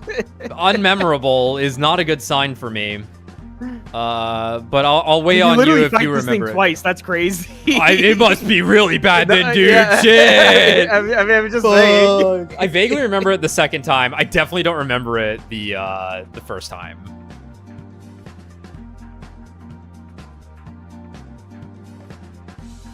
It's like a clean fight. Nothing too crazy. Give it a B, maybe. Like one drills out of the ceiling, one drills up. You hit him as they're flying around. Okay, yeah, it's B. B. Nothing. No. It's just like one of those mid bosses you fight. Yeah. Okay. Only anger and hatred. I think it's a interesting design boss. I hate this thing because I beat it and it blew up and killed me. And I'm like, every boss blows up when you kill it. Why did this one do damage? And I only have anger and hatred. I beat it on the next try. Don't get me wrong. Like, but no satisfaction because of the dirtiness of it. I only anger and hatred. I didn't really care for the moves. I didn't think it was particularly, like, interesting. Not too hard, not too easy. I would have liked it if it didn't kill me when I beat it. Yeah. But I hate it. I would have said the run back was the best thing in the game if it hadn't done that to me. I would have glazed the shit out of it. I think that's that was the run back people were bitching about initially. I think. Yeah. Which I don't know. Yeah. I don't know. I can't feel good about any boss that does double damage to you no matter what if they walk into you. But I think I'll withhold that. For now. I seem to weigh the aesthetics and the concept of the fight more than the actual, like, experience, I've noticed. I'm trying to think of any fight where okay, well, this is, like, one of my favorite fights in the game. I think this fight is absolutely fantastic. I love the concept of it. I love the music. not super hard. One of the easier fights, if anything. But like it had a cadence to it that I really appreciate, because it was like it was synchronous and then it became asynchronous. It went like double speed on you and you had to just dart your eyes back and forth a little faster. It's got a great ending. It's got when you beat one of them finally and the other one gets all sad and it slows down. I love shit like that in boss fights. Yeah, that's good. So I think this is that's an S tier for me. I remember walking away from that fight with a smile for sure. Good boss. Good. What I want to see in a boss fight is kind of what this boss is. Yeah. It's also a little like Demon Soulsy, where it's more of like a puzzle than like a crazy thing. Yeah. That's cool. We didn't really talk about Lace. Actually, let's talk about Lace real quick. Great rival fight. Yeah. Small hitboxes, like easy punishes. Like you just got to do the right thing at the right time. You can walk out of a lot of attacks. You don't even have to dodge stuff. It's just solid. I don't. Yeah, there's not much else to say about Lace apart from like, just move, react. Yeah, I actually kind of wish they had slotted in another Lace fight in between the first one and the Smash Brothers fight one. And the Smash Brothers fight one, somewhere, just kind of somewhere in the middle of the game. I agree. Well, that was the middle of the game. Right. No, you know what I mean. Yeah, Act 3 is not that long, so yeah. No, I agree. I think it was 30 hours in between boss fights, and that's not right. Yeah, I think one more would have been kind of nice. Yeah. I don't know where they would have put it. Like, unless they wanted it to be where Last Judge was. Yeah, so because you see her right after Last Judge. You see her as soon as you walk into the Citadel. They could have just done that there. Yeah. I think that would have been fine. Like, you walk into the Citadel and she's the one that, like, pushes you down the elevator or something, right? More specifically. Well, you talk to her. Yes. No. You should fight her on the falling elevator. Yeah. You should always fight anything on a falling elevator. Yeah, like you get on the elevator, she cuts the line, and you have a boss fight on the falling elevator. Yeah, and it's just like timed or something. It's not even like, a full fight if you wanted to keep her moveset a secret. Yeah. Something like that. Yeah, I think she needed a more presence too. She is the sexiest bug after all. Yeah. Next to Trovio, of course! Yeah, I fucking love Trovio. Right, okay, Trovio is, I almost want to put Trovio in Complex Feelings. Let's put the other one in Complex Feelings. Oh, okay, is the other one there? It's Tormented Trovio. Okay. Yeah, because red, it also makes sense because the colors match up. Yeah, I think Trovio... I just like him because he says his name. I like him because I don't. The fight's fine to learn. It's a little bullshit. With like how those balls fall apart, but also like this is one of the fights where you might learn a little something where you can swing back at what he throws out. Yeah, and you can keep yourself a little safer. He is very annoying to hit though. Yeah, maybe he's a better on Trovio 1. Tormented Trovio is Complex Feelings. Complex Feelings. Because it's still Trovio, but the fight is substantially more chaotic and gave me a headache. Yeah. And felt like it had nothing to do with my ability to play the game and everything to do with what his attack pattern ended up being. Because, like, I loved running the parry. And you could, like, sometimes parry him when he would come out of the tornado, and then other times he would just leave immediately, and I'm like, damn, I got like, there's just no leeway on what they give you for timing on some of those later bosses. Like, you have to hit them as soon as they're done with their attack, like as they're finishing their attack, or they're gone. And I hate that. I really hate that, because I'm like, man, was it not enough that I dodged the impossible thing that is like random inside the room based on where I'm standing? Mm-hmm. That I also have to like dodge into them and time a down air. Yeah, that does worse damage because I want the one that hits and not the one that is fast. Yeah, my issue with Tormented Trobio is like I can think of Trobio as boss fight and like how one fights him. Like I think of Tormented Trobio and like it's just fuzz. Like I'm like It's fuzz. I'm just dude. Fireworks going off. Exactly, dude. Exactly. And you're about to see me rank some of these low here because of that. Like, we'll get to her. She's complex feelings. We'll get there. Cygnus and Gron, annoying. Yeah, I was pretty bad strong run when back. I fought these guys. I didn't It didn't take many tries, but they just were yeah. kind of whatever. They seemed cool. Yeah, like this was one of the last things I did. I was really strong when I fought these guys. Luckily, they weren't super hard. I'll say the fight was kind of long, so I feel like because you could have run into these guys early, I feel like this would have been I did them pretty bad early. if you did, yeah. I feel like I pinned them down. Like I knew what I needed to do, and they weren't too dirty. But it was a long fight. I'm gonna leave it in C though. Yeah, I think that's fair. I think I like the idea that like they show up before the boss and you like have like a quick pre-fight. All right, roll the great. I almost want to talk about him last.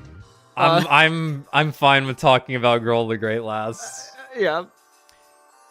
I I hate the fact that this boss was as hidden as he was, because like the whole game I'm like, where's the other fucking soul circle dot thing so I can hit my L2 more? Yeah.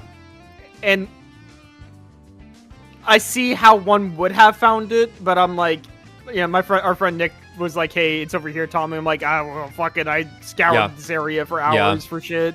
Yeah. But the fight's cool enough. I don't like the pre-fight though. The zombies are annoying. Yeah. So pre-fight, I didn't like the run back because you had to like use an elevator. It was annoying. Yeah. The fight itself, I don't like the big enemies. And you can't hurt him on his head. And the thing I like doing in the game was pogoing. Oh, you know what? And you can't hit him in the head. Yeah. This was the one. And he summoned ads. After doing the side quest where you get the witch sigil or whatever they're called. Yeah. Crest. The witch crest. I loved the concept of the witch crest, and I was looking for times to use it. This was one of the times where I was like, I can witch the unravel, and I liked that. Yeah, I used it in this fight, I think. No, I might have beasted this fight. Because every big enemy album, like, I'm beasting it. Yeah, it makes sense to do it. Because they're just gonna... Yeah, we didn't stand there for super long. Yeah. I probably didn't beast him then. Other than just moving from the left side of the screen to the right side of the screen, I don't even know what this guy does.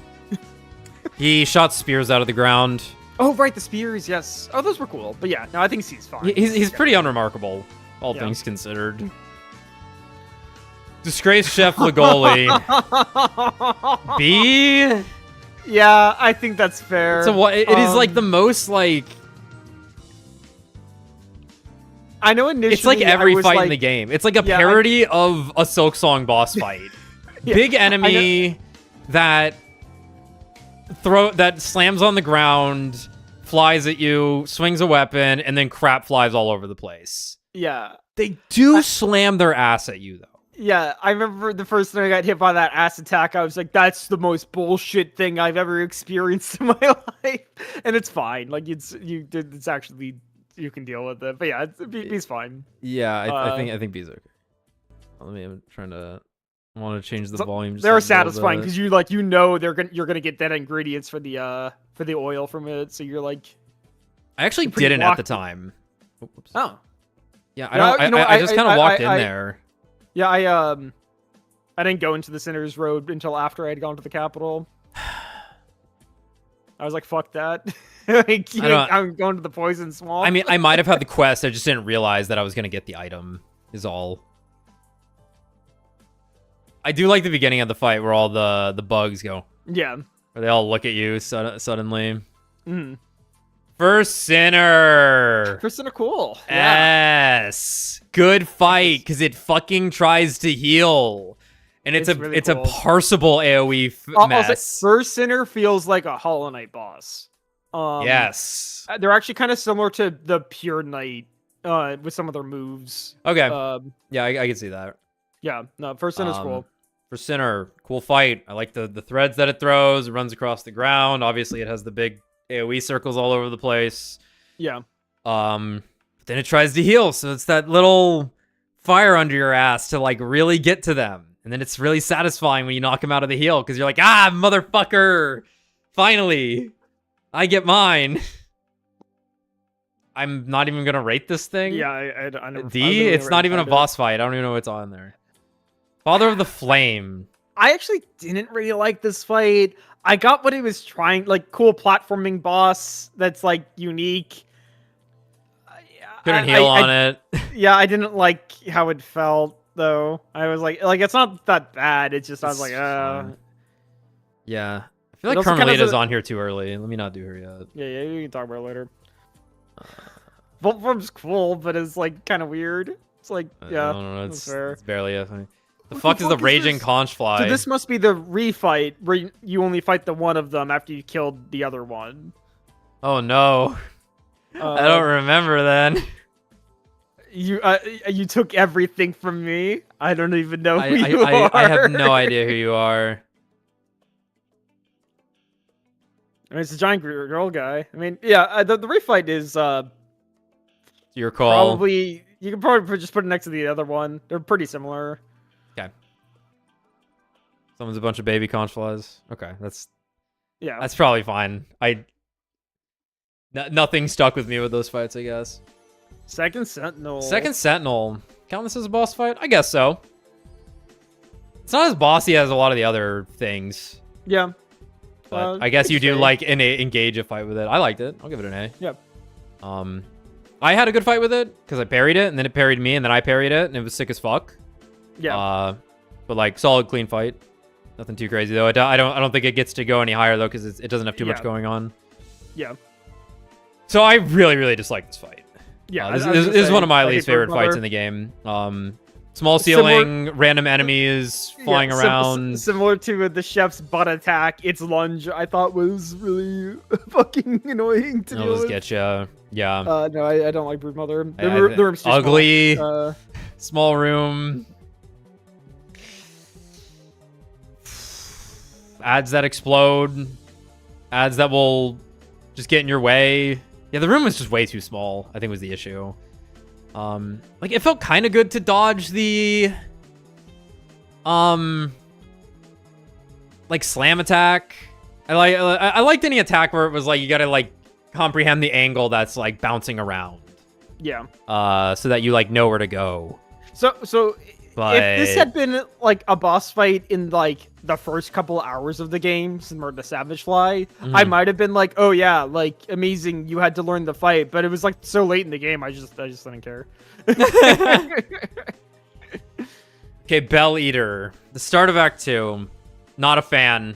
I actually quite disliked this fight from what I remember.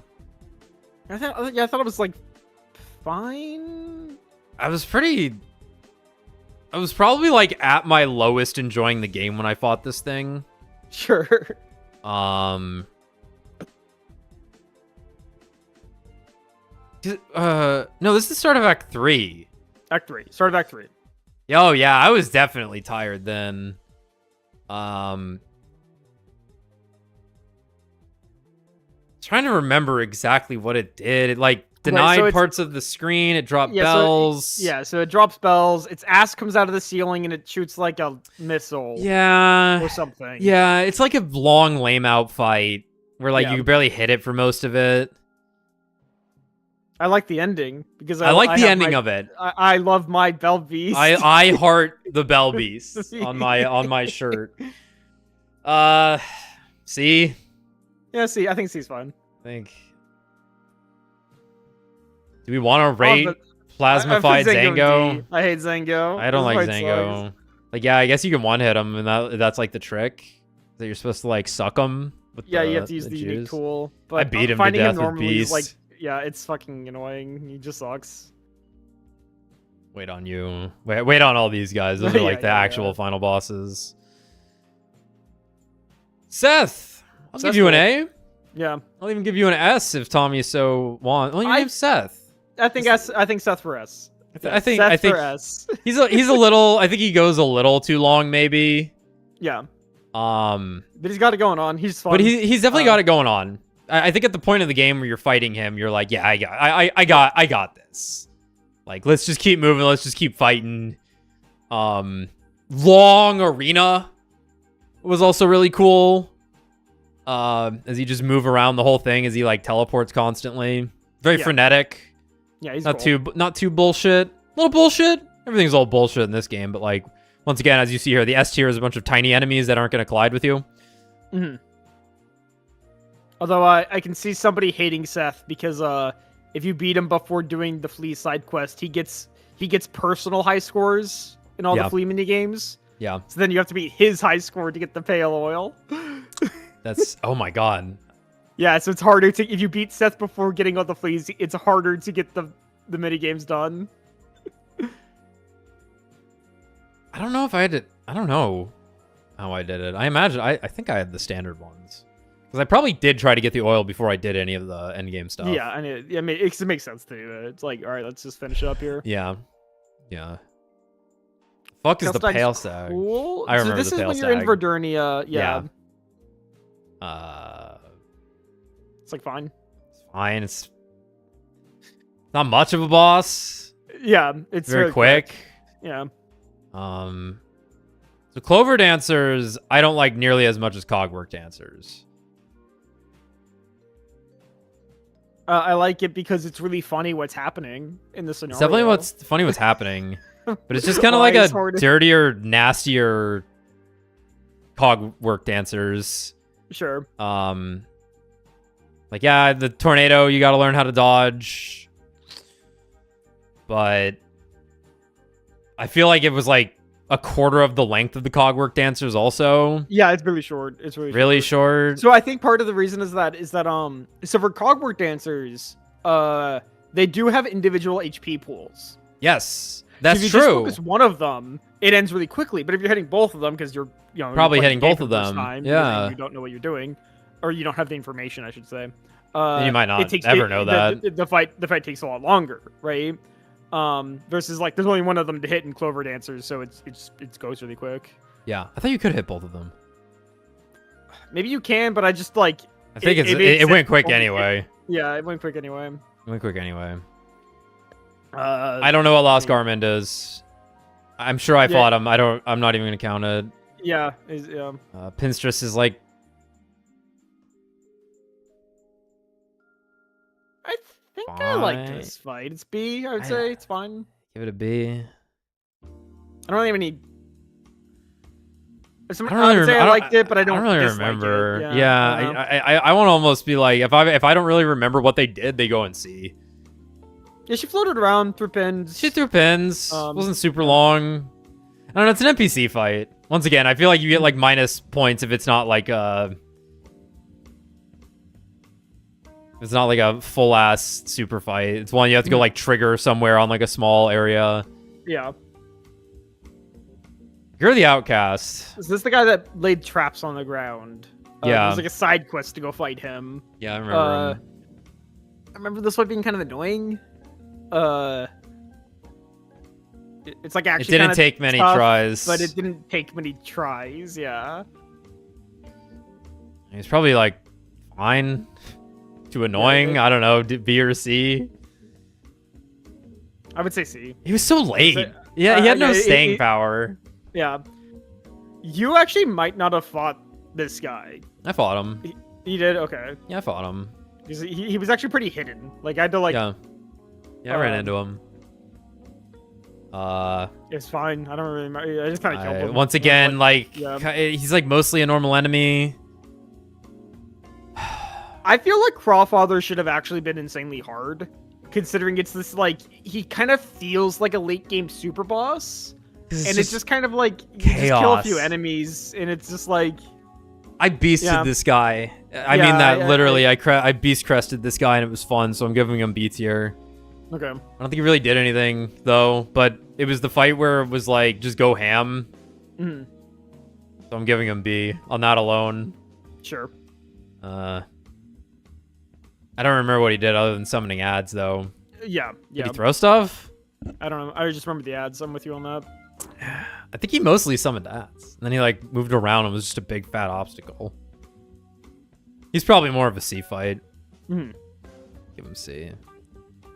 That's what I like. That's what I want to see. Is I want that bottom heavy.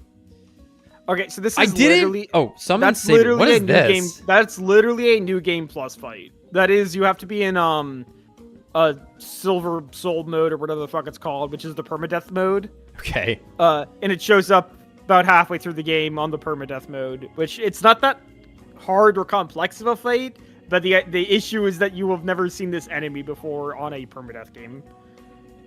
It's whatever. Yeah, I don't even. Like, I've seen the fight, it's whatever. It just kind of spews.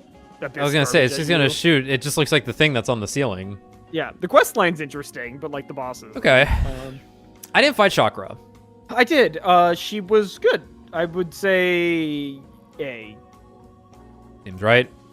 Yeah. I fought her once and just assumed she would be available to fight forever. Yeah, and then she doesn't. Yeah, she's a little dirty, but it's like you're fighting Chakra, so it's just kind of fun for that reason. Yeah, that's fair. I don't remember when you can fight Garmin and Zaza. I don't remember either. You can probably spar with them. I don't know. I'm not even gonna bother rating it. Here we go. All right, so then we have our 5 final bosses of the game. Yeah. The fuckable 5. The fuckable 5. So, what order did you fight the 3 dreamers in? I believe I fought Carmelita first, King Kong second, and then Nyla third because I couldn't figure out how to get to Nyla. Mine was actually we were very different then because this was my sequence. Yeah. Obviously, we'll do Grandmother Silk towards the end. And Girl, of course. Girl, the true final boss here. Yeah. Well, let's start with Nihilith. It had something going on, but I think I hate this fight. But yeah, complex feelings is fair. I threw those fucking downward knives at this thing while hanging on the wall. I figured it out. Is what it was. But like, man, fuck the game designers for being like hit L2. Yeah, no, I did the silk part of Silk Song sucks. I hate that fucking Silk Choir. Like, let's instead of a boss arena where your jump can get you from here to here, we're just gonna make sure when you get to the other side, you'll never be level with where you jumped from. You're always gonna be a little bit lower, and the boss can just go wherever it wants. Yeah, no, everything about the grappling hook I hate. It's just like, well, I don't know why they fucking made it the way they did. Complex feelings. I'd probably give it like a B or a C. Now, do mind you, this is like talking about Silk Song with the least amount of venom possible. Fuck the contact damage. We're gonna get to that in a second. All right, Carmelita. I'm also in very complex feelings about this because I think this would have been my favorite fight in the game. Yeah. There hit a point in Silk Song where I felt like I was no longer like swinging my weapon. Even though I probably was, it really felt like I was just waiting to the point of the fight that it got so hectic and chaotic that I needed to save all my tools to just spam them at the end and let the boss die because it stubbed its toe on something. And this fight was like the one fight I wasn't hoping this would happen on. But by the end of it, I was just like, oh my god, she won't fucking stop moving. She won't stop throwing crap. She won't stop moving. She jumped into you every time you went to pogo her. She could do beast attacks and you couldn't feasibly do beast mode on her because of how much she fucking moved and didn't stop. The margin for error was just like way too high. And then the run back, you had to kill Az before you even started fighting her. But conceptually, I think it's a decent fight. Yeah.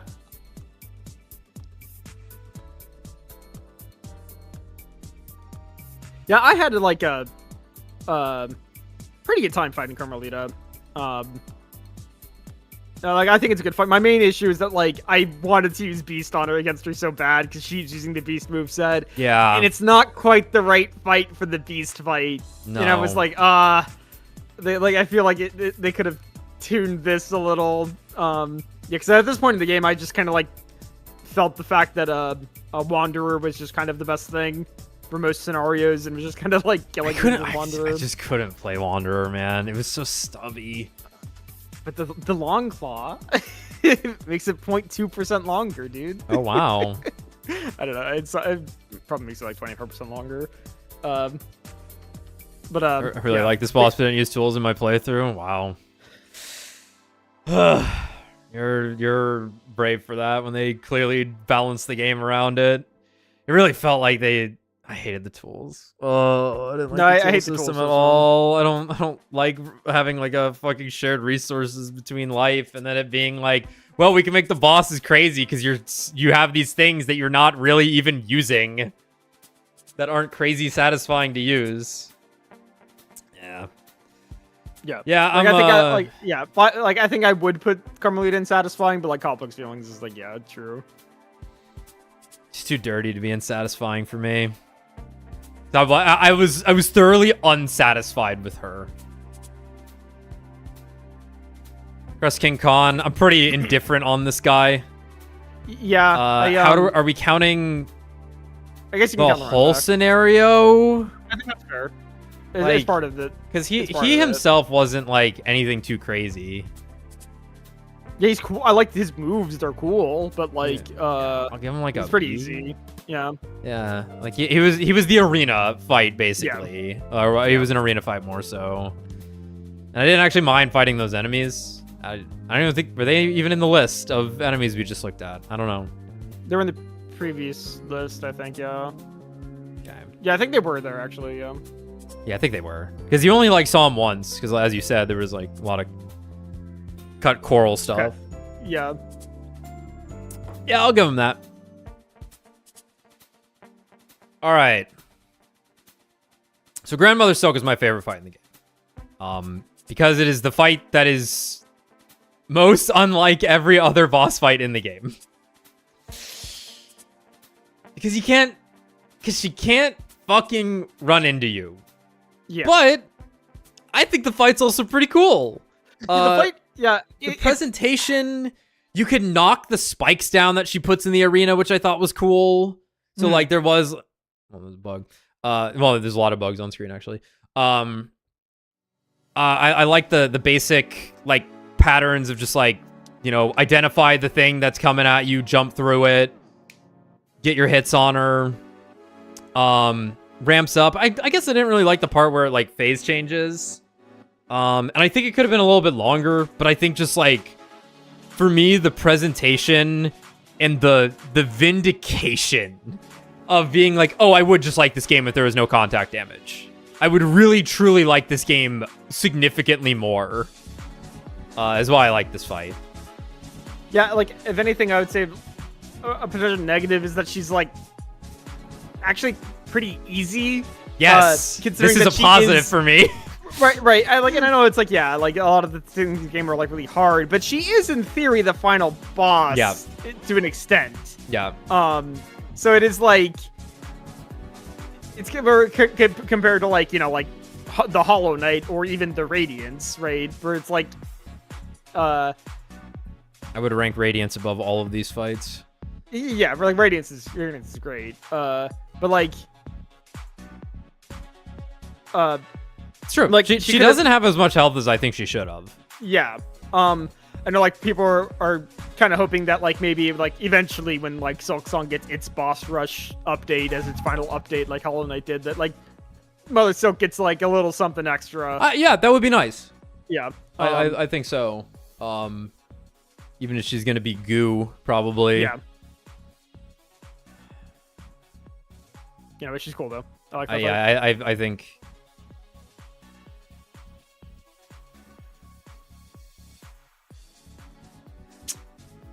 Okay. You first on Lost Lace. I honestly don't really have much to say. It's the final boss. Yeah, it's the final boss. My main issue is that with her is anything just like kind of the presentation. Again, odd final boss. Like, because Lace wasn't this huge presence in the game, and then her corrupted version's the final boss. Yes. Obviously some dirty moves for sure. I like how the phases transition. I think it's like kind of cool. Oh, the wave. Yeah, like the waves. Yeah, yeah, the wave was fine. I didn't mind that. But weird as a final boss is my main takeaway. I thought the fight was okay to find though, for the most part. Yeah, I really didn't like the fight. I thought it was a visual mess, and it took a fight that I really, really liked and made it a fight that was just like really dirty, and I suppose fitting because she was covered in goo, but like a lot more just like more bullshit waiting for an enemy to finish doing their stuff that was like hard to see. A lot more, it was the culmination of a lot of the option selecting nonsense that bosses would do. Frenetic, but not as fun and frenetic as the other fights. And I really didn't like the final phase. I think the first phase, I'm like, yeah, that's fine. But then also a tiny ass boss that could just walk into you that deals 2 of your health. That's thumbs down from me. Like the final phase just being like AoE hell, and then the boss can just like still attack you is not something I'm super into.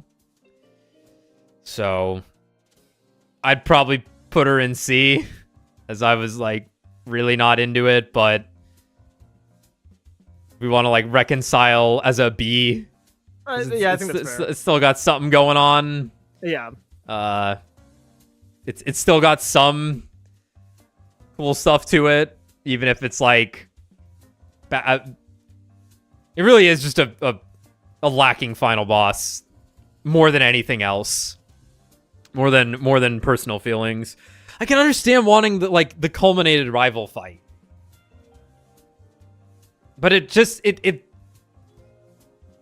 I don't like the goo. Like the more black razor blades on the ground is not exciting for me. Going into the Hollow Knight's mind and fighting a god is cool. Yeah. Put that B. All right, no nuance D. I'm not fucking around. We've talked about this. Memes are the most important thing about any boss fight in a video game. Right. Who cares about what you did while you were playing it? What matters is what people on the internet joke about. Right. So imagine everything I said. In the game. So imagine everything I said for Savage Beastfly. Right. All of the same things apply to Grohl. What the fuck, Savage Beastfly? Where did Savage Beastfly? Right. Where it's like, it's like the things I like in video games. I like it when they're a little dirty. Runbacks suck, but it adds to the experience. It seems impossible, but then it's totally doable, right? And it might take you 45 minutes to 2 hours or whatever, but like, man, it feels satisfying when you do it. All of these things could apply to Grohl, except they didn't to me. I just kind of fucking hate this guy. This is maybe one of the worst fights in video games. Worst ads. It's too much. It's worst arena, worst ads, dog shit. He looks great. All right, he's amazing looking. He's one of the best looking enemies in the game by far. Disgusting fart, burp, vile frog, bug thing, whatever. Amazing. Yeah, it's funny. The hate YouTuber, this fucking fight. I hate this fucking fight. Moneybag or whatever. The guy that has the body vidya of Hollow Knight. Yeah. Before Silksong came out, he did like a pre-analysis of all the trailers, and like 20 minutes into the video, like you see Grohl in a trailer, and he's like, "All right, well, like even before the game comes out, we all know that this is the best character in the game. Like, it doesn't need discussion. Like, we're all gonna love this guy." And it's just like, ooh, Correct. Asian like milk. But correct. Yeah, no, like the 5-minute run back into the 5-minute pre-fight into Grohl is insane. And part of my dissatisfaction is that like I don't even feel like I like I have him. a plus to give Grohl. Yeah, like I have 1 plus to give Grohl. That Like- that beats out like all those B tier fights. yeah, like I feel like I cheesed this guy and I was like dissatisfied with how I beat him. Like I know it's like, oh, it's not like cheese in a game like this per No. se, but like it's No. how I felt when I beat him. So it's like I feel like if I had beaten him and I had felt like I'd like There's a bug attacking me. actually This is overcome so an funny. obstacle, I would have liked him a lot more, and I would have said he's top of satisfying. Everyone, shut up! He's the best fight in the game. But hold on, let me bring up the image. Let me bring my up feelings were only negative surrounding Grohl. So my 1 plus I will give him is that the time I beat him was like, oh, this is the fight where you use the charge slash.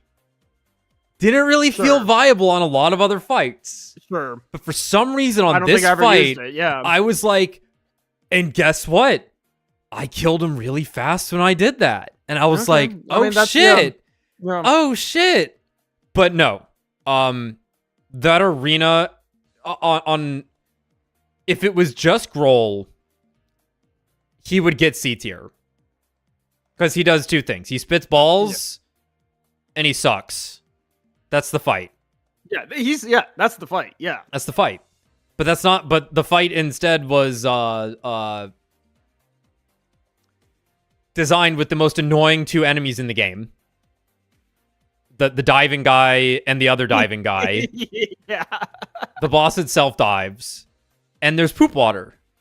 So you have to use a slot for the thing that will eventually break if the fight goes on long enough. It's just so bad.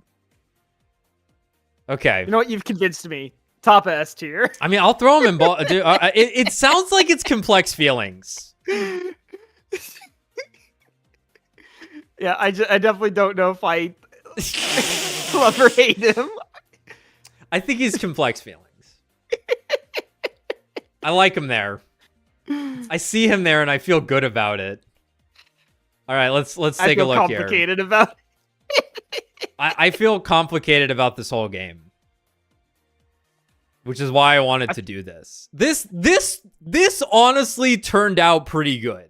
This actually, yeah, I think so. I think I did pretty good here. For a game that I would never recommend to anyone. That just overlapped enough with who I am that I can be like, yeah, I guess that's like something I can talk about without completely disregarding it as something not for me. Yeah, complexer feelings, yeah, for Grohl. yeah, complexer feelings, sure. Oh, whoops.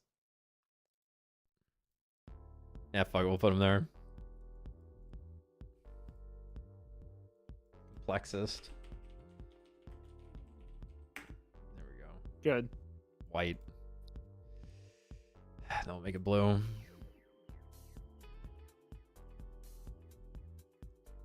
All right. Let's look at it.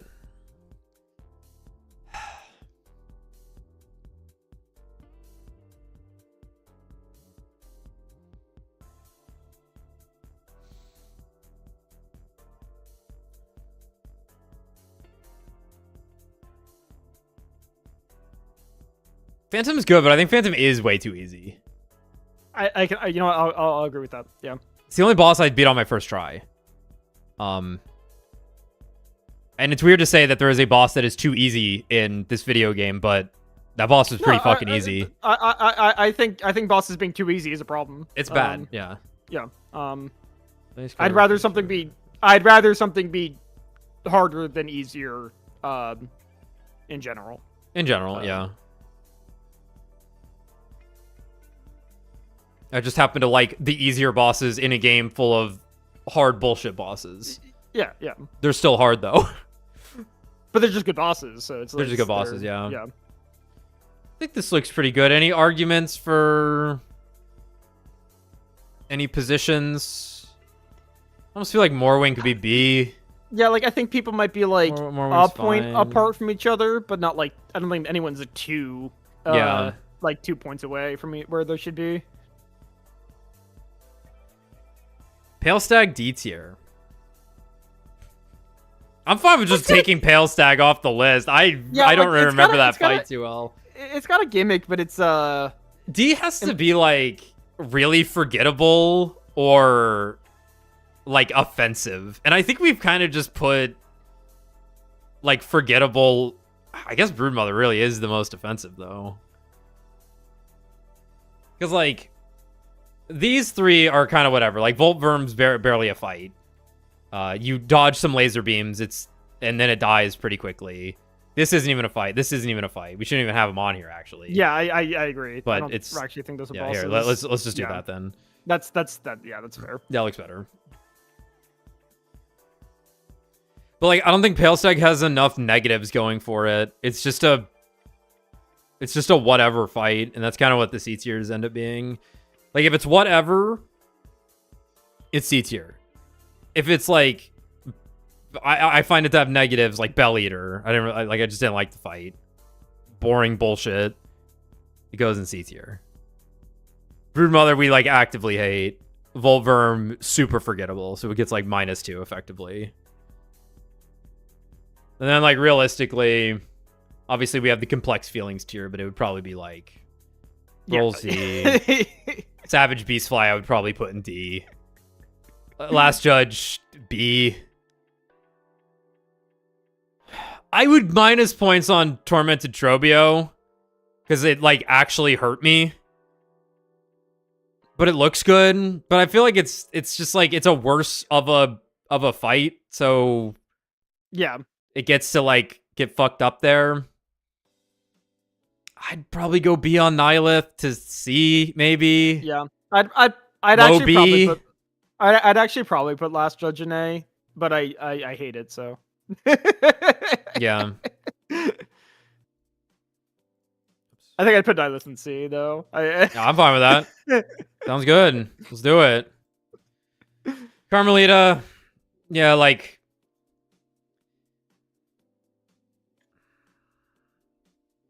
It's probably like a low A, high B for me if I was removing my complex feelings about it.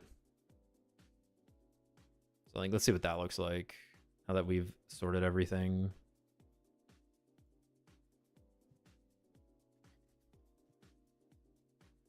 That's more bottom heavy. That's what I want to see. That makes me feel good seeing all that C and D and then a bunch of like middling fights. Dude, shout out to Skull Tyrant for not ending up in C tier. Now that I'm thinking about it, you're pretty whatever. Get in C tier. Moss Mother gets to just be B tier because I don't even remember what she does and is the first boss and is probably a totally okay fight.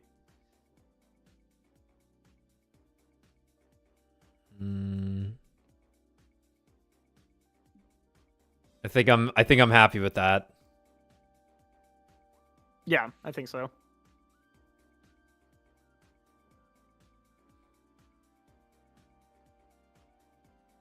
What an okay game that I hate.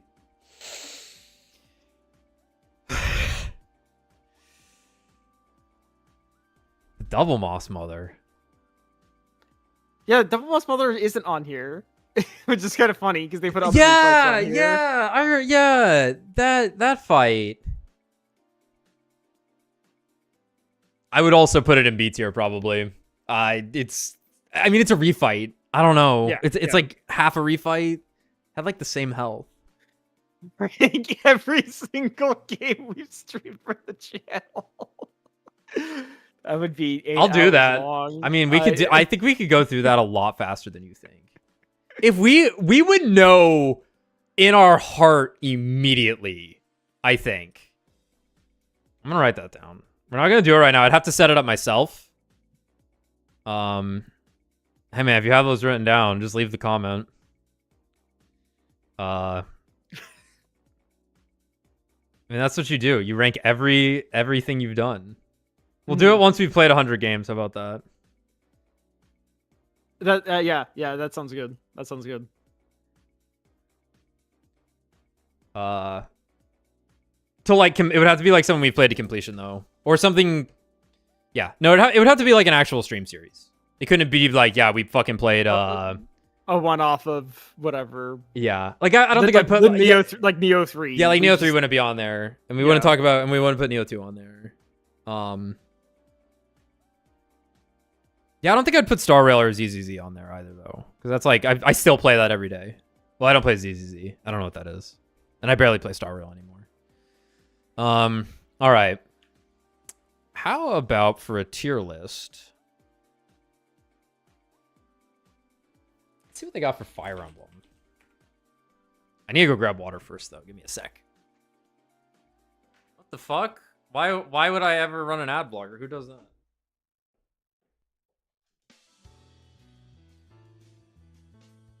We'll also go pee again real fast.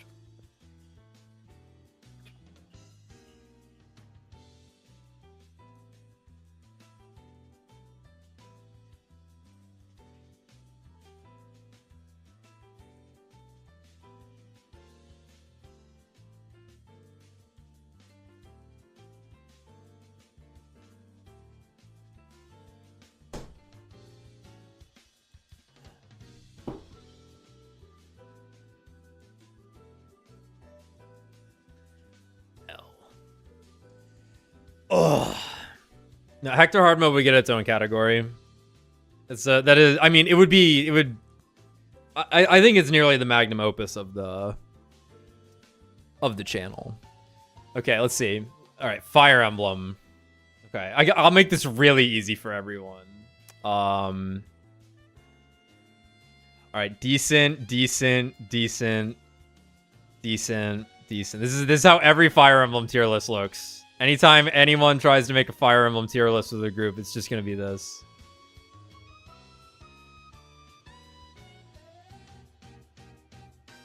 Okay, well that one's terrible. Alright, it would just be this. And then okay, I don't know why TMS is on there. And then the motherfucker does this. Yo, check out my totally original Fire Emblem tier list because I played Thracia. Because I'm a special boy and played Thracia. I'll play it one day. I haven't played it.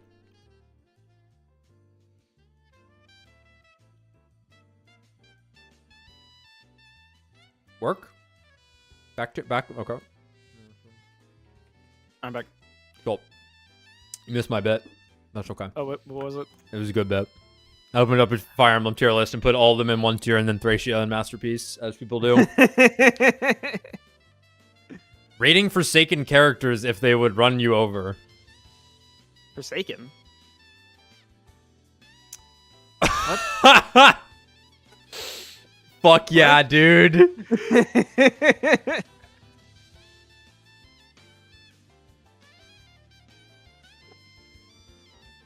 Alright, obviously we need to grab Fire Emblem. Yeah, Fire Emblem 5 mechanics. That's pretty good. Okay, let's Fire Emblem 7. Yeah, 5 was Thracia. the last one the original creator made, right, Thracia? I think so, yeah. Yeah, because then 6 was the first one without him. Was there one that was GBA classes by animation?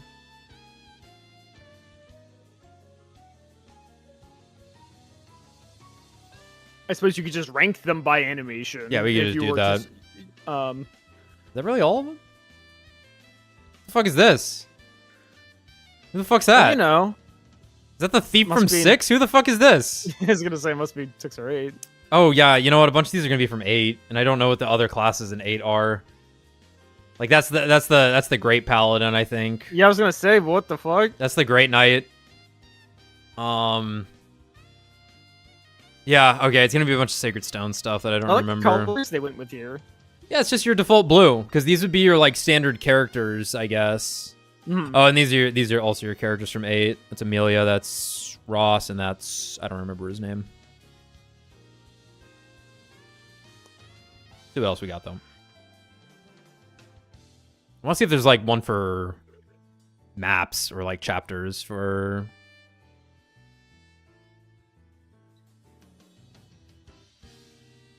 All characters, 1,174.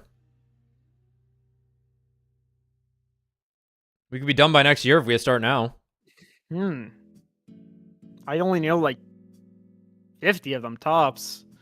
Honeyball, Fire Emblem, Fates. Moneyball, Emblem, Fire... What?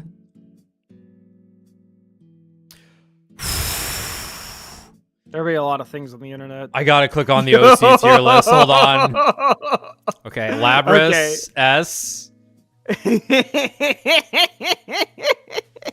Oh, I like Okay, Kim. Reggie, S. I like that eyeball. Yeah, Kix, S. Okay. Wait, Monok. Yeah, Monok, S.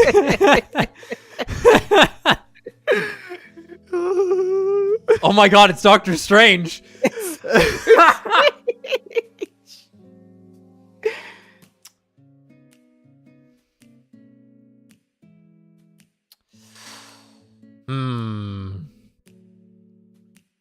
All right, let's start at the beginning here. We got Alexis. All right. C. Yeah. Amy. She's an elf. Oh, you know, there's no elves. That's new. B. Aries, you look weird. Hold on, I'm just tuning in. Why is Labris there? Don't worry about it. Just rate him, Brad. Is that Doctor Strange? That's Doctor Strange. Don't worry about it. Just rate him, Brad. I love how thin the Reggie Steele is. They had to fit him in there. Artemis is too cool, trying too hard. D. D. Ashai is kind of ugly. Looks like That's a bitch. honest. A. Nino Sprite. A. Recolor. Only brown hair. D. That's just Erica with like a different hairstyle from Sacred Stones. S. That's the Elowin. Dragon Quest character. Who, this Like one? childhood friend in 14 or whatever. That you can marry. In 11? Trunks. Yeah. 11. All right, D. Elsbeth. Who's named that? Can't see one of your eyes. A. Yumiko. Emiko. Yeah, I bet you are. D. Emily. Reused Tana sprite, but with brown hair to make it to look like a normal person. C. Sarah. Sarah. Sarah. Okay. If you say so. Damn it. If you say so. E. Hikari. Cat ears on Ninian Sprite. Gotta go with S. gotta go with S. That's pretty good. Oh yeah. Oh yeah. Judmilla. E. Terrible name. Bad sprite. K. How dare K. you use her pose. Alright, Killian. Killian. Killian. I'm thinking A. Killian, maybe B. God, the brown hair on the Ursula sprite with the fucking Ears. pointy ears looks so weird. Kirk.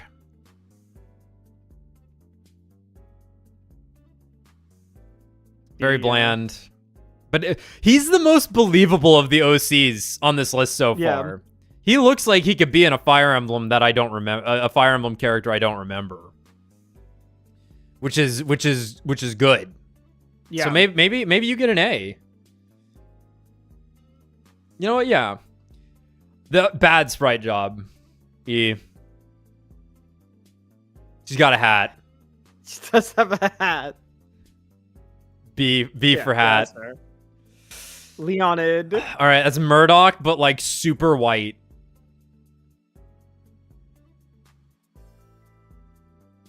D.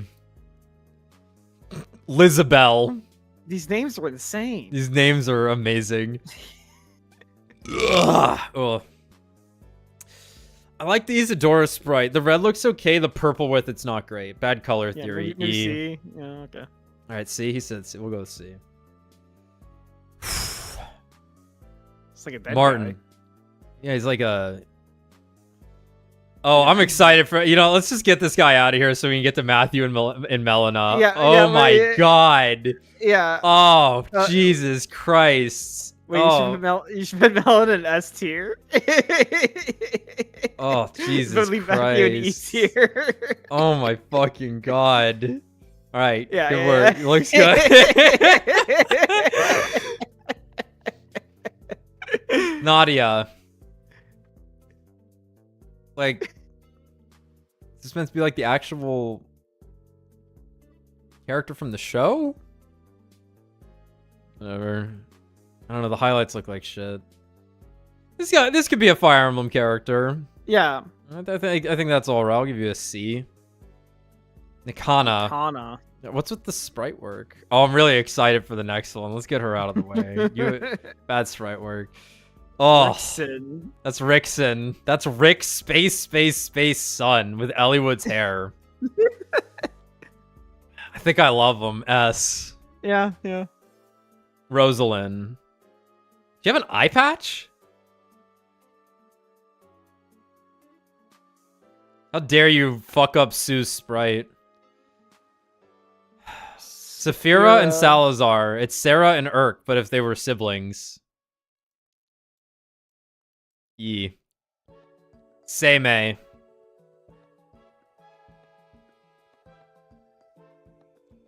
Terrible. Celine, whatever. Cellpan. Cellpan. Did you believe me if I said these were the main characters? Of what? Lapras? or Saphira and Salazar. I think it was Melina and Matthew when Duke said that. Okay. I was too focused on the list. We're selling cookingware now, Kyle. We're selling the pan. Looks okay. Some of it B. Siri Ann. Like the phone thing? Yeah. Z. Oh, just terrible. Good God. Nobody likes tariffs. Oh, everyone hates Tariff. Okay, we got Valentin and Valentina. These are all almost names. Wait, hold up. Waffles with the Hector sprite. Yeah, it's middle-aged Hector. Waffles? Waffles.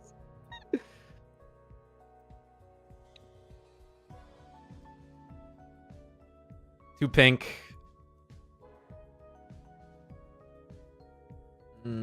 C. The color theory is so bad. Wait, that's Tosika. That is Ren. What the fuck? S. I love the S tier. I don't think I care about anything else. You know what? You get out of there.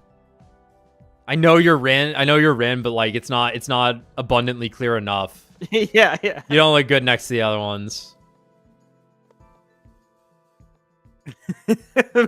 Purple mages. They are purple mages. Okay. That was fun. Moving on. That was fun.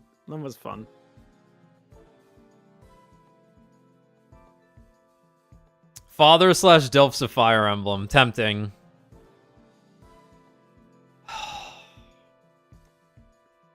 That's funny. Final map themes. List games so far. Character list without emblems. Is there like a better way to search for shit here? Okay, just popular or popular? Recent. Well, I want popular, I think. It's the same thing. Did like 100 more just get added when I switched the pages?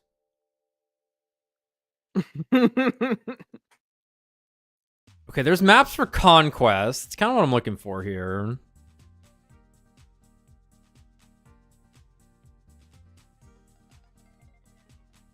All Fire Emblem. Frustrating Fire Emblem. Fire Emblem Endgames. Yeah, Fire Emblem Gaiden maps tier list. All F tier. Yeah, we Which can one's try Binding Gaiden? Blade. Is that the remake of 1? 2. 2. Fire Emblem 7 girls. We're getting close. Yeah, they used Fire Emblem 7. I searched Fire Emblem 7 and it didn't give me... You'd think this website would have a good search feature. Dude, more are getting added every time. The Fire Emblem tier lists are getting added by the second, pushing all these things higher in the stack. It's chat.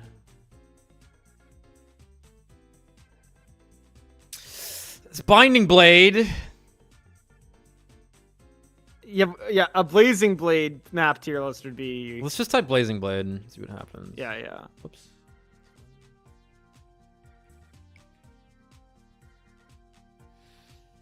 Oh, dear. Oh, no. Oh, Fire Emblem Blazing Blade wins route. Blazing Sword characters. We got Blazing Sword characters. These are characters. Well, we don't... Okay. Moving on. Moving on. Naruto. Every playable Fire Emblem character. Fire Emblem GBA classes. We can settle on classes. Chapter titles? That's something. Close. Map tier list. Here we go. All right. Okay, that's a few too many, buddy. We're getting a little ambitious with our starting line here. We'll add as needed. All right. It looks like so few. Yeah, I was gonna say that when you can't just be all of glance at them. it. That's all of them. Oh God, I'm not gonna. I'm barely gonna remember which one's which. Well, I think they're in order. If that. They are certainly not in order. Because that's no. Hector's first chapter. Like, where's Lynn's first chapter? Like, here's Lynn's first chapter. Okay. Oh, they're in order down here, kind of. It doesn't matter. We can do it sporadically. Where should we start? Where should we start? It's hard to recognize. All right. Battle Before Dawn. S. Yeah. Complex feelings. But Complex S. feelings. I'm not even going to Honestly, recognize some of these at a glance. Port of Baden. This is a very special map to me, as when I crossed that line and triggered all those fucking enemies. Yeah. The stress that like the anxiety geyser was like fully open in my chest at that moment. Yeah. Like it was not good. So A for sending me to the hospital.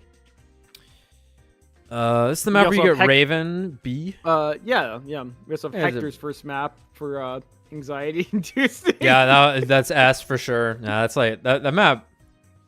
It's very special to us. Yeah. But I don't think it's a particularly amazing map. It's kind of hard to rank it because there's so little going on. You get so much with what little you have. Oof. Yeah, you get the walls. You get some route options. You get to fight that thief with the chest. Matthew and the thief fight over who takes what. I'll take it. Also, this wasn't. Is this Port of Baden? Yeah, it's Port of Baden. I think so. Yeah. It's Port of Baden. It's so hard to tell when you can't see the whole thing. So here's one we didn't do. This is one of the Gaiden chapters we didn't get to do, but as you can see, I'm gonna put it right next to this one though, just because they look the same. Because if you remember, this is the one where we killed Elliewood. Yep. This is the worst map in the game, I think. I think this map was super boring and stressful and not very fun. Yeah, the funnel point there, man. Yeah, the ask is kind of ridiculous. The Get Legault and the business card is kind of nutty on that map. Yeah. Like, it can be done, of course, but kind of rough. However, that is when we promoted Osmond to General. It's true. Don't care. Don't care. That map sucked. All right, 23x Genesis. Oh yeah, Terrible. Just a nightmare No, that's set of weird. enemies that they put on this fucking thing, man. Just fucking abysmal. You know, I think I'll go D tier or C tier on this one. I did not. I think this chapter was like has like the same issues as this one. Where you're just funneling your dudes and like taking forever to get where you need to go. Yeah, it was a little stressful, but it was kind of just boring. It was pretty boring. I think that was by far the most boring part of the playthrough. Yeah. Was this because at least this Yeah. I mean, shit was happening. We were in there. This was like we were just gonna win. S tier, clearly. That's what every Gaiden map's like. Every Fire Emblem Gaiden map looks like this. All for Lady Lindis. Open field with nothing in it. It's like one forest you can go stand in. I think I loved this map. I think I loved fighting all those fucking berserkers. But also there was like it had like the one funnel point for your sword guy to stand at. You had to keep moving. It wasn't slow. You had to pay attention to the sword slayers though. Yeah, it's like if you're gonna do a map like this, I think you keep it short and sweet, unlike the purple one at the bottom there, where it's this long drawn out mess. The insane mess, yeah. Yeah. Like, let's have a bolting mage Yeah. covering half the map also, just for good measure. Yeah. Just to make sure you really can't get anywhere. Yeah.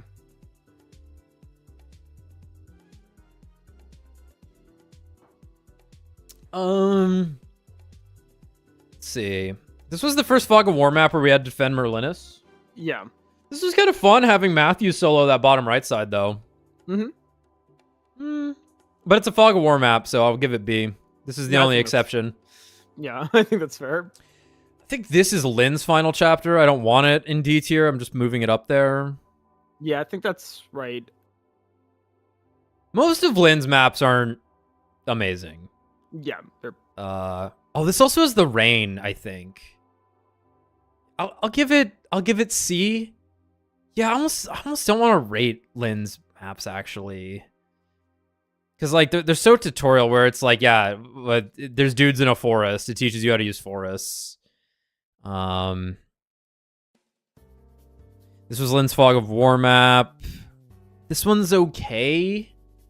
Cause it's a Fog of War map. Got a little bit more going on. I'll just throw Lynn's maps in C. That are like actual maps where you do stuff on them. Sure. Though she had one that I really didn't like. Where is it? This one. I really didn't like this map. Because this is where you get Urk and Sarah, I think. Oh, sure. You just kind of like moving really slowly with like no enemies on the field because of all the terrain. Mm-hmm. Yeah, I think this map was bad. This is Elliewood's first map. We didn't see this. Okay. That makes sense. But it's nothing too crazy. You kind of start like, can you see my mouse cursor? You should be able to. Yeah, I can see your mouse cursor. Yeah, you kind of like start down here. There's a town where you pick up Dorcas and Bartra, and then you just move over and fight a bunch of guys with swords. It's nothing too crazy, but we didn't see it, so. What map is this? Oh, that's first map with Elliewood and Hector. So that's our second Hector hard mode map. Okay. Yeah, I don't. It's a lot of enemies walking at you. Yeah. Yeah, it was a lot of enemies just kind of walking at you. Pretty stressful early on. I'll give it a B. Nothing too bad about it. Nothing too great about it.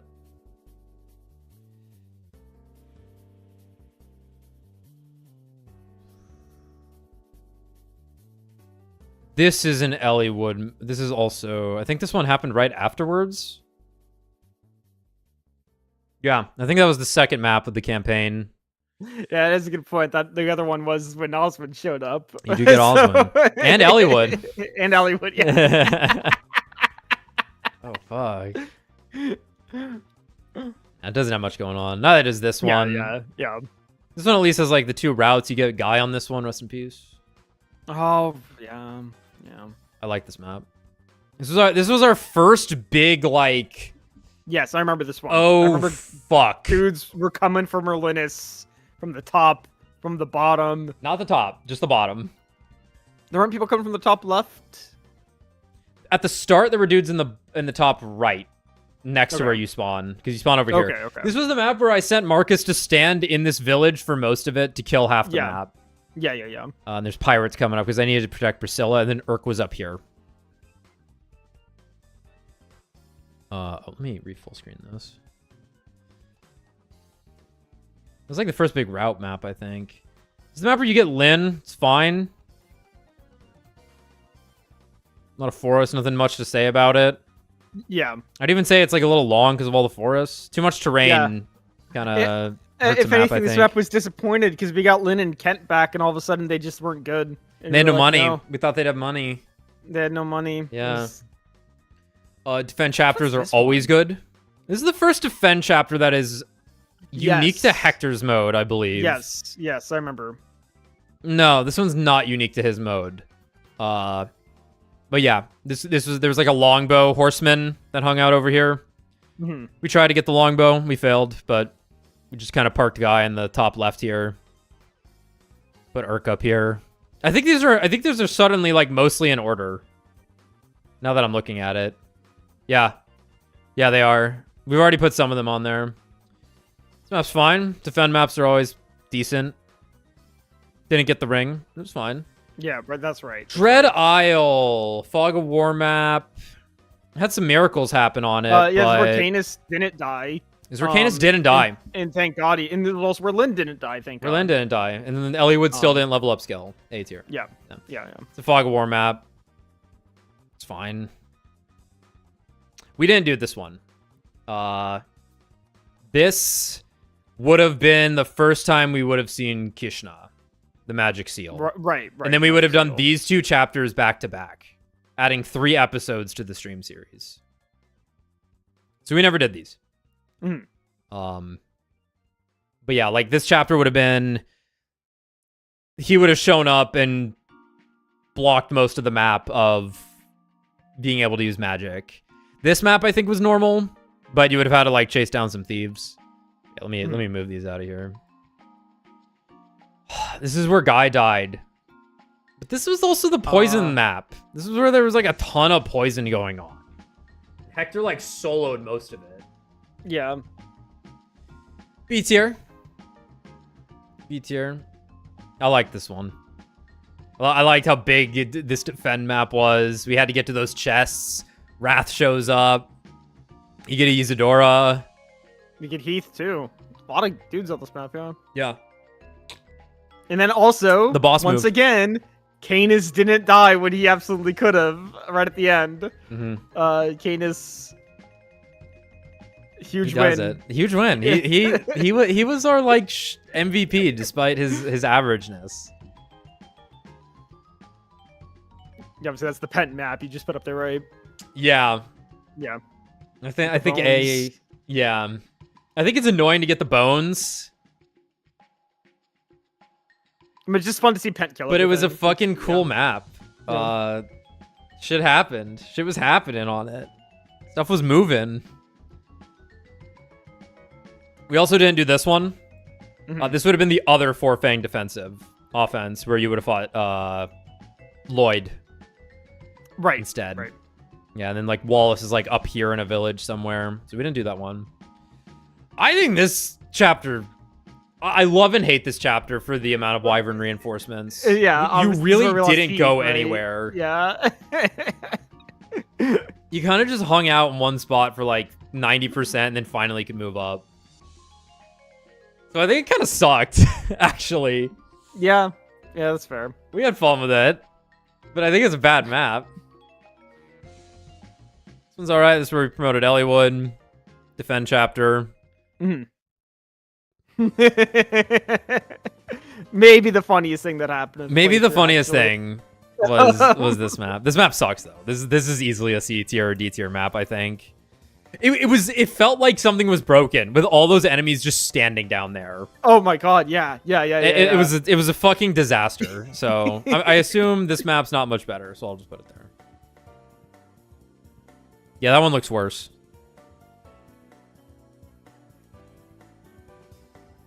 I think this map was fucking sick. I was about to say the map I think this map fucking owned. I was gonna say the map we get Fiora is probably like one of the best.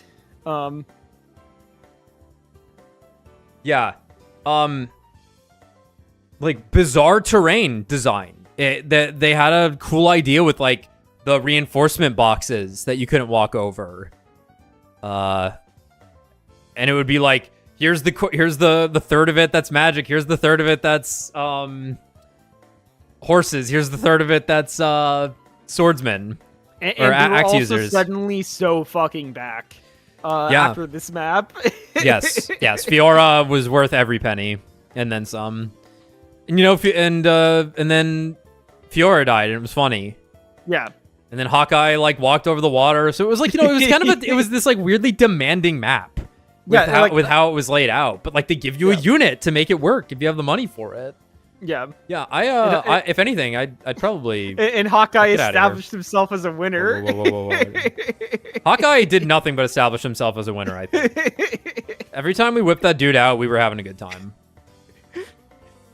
Cog of Destiny, I'll give A. I liked it. Yeah. Obviously, I knew what I was doing by like avoiding the reinforcements and just going up through that one section.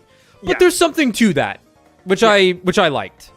Boss fight was kind of tough, but also it was one of the better boss fights in the game because we had to like finagle something with Luis. I mean, we had the Crazy Madness plays or Berserk plays with Pent. Because you hit the. That was not this map. I'm thinking of a different one. I'm sorry. Yeah, you're right. Yeah, you're thinking of this one. Yeah. I'll give that one A also. Common thread here between these three. These all have like the you walk over stuff and reinforcement spawn. Mm-hmm. But yeah, like this map, we were on a time limit, and I think that was really fun. Like Merlinus tanking everything in that one little forest it was there. kind of amazing. That was good stuff.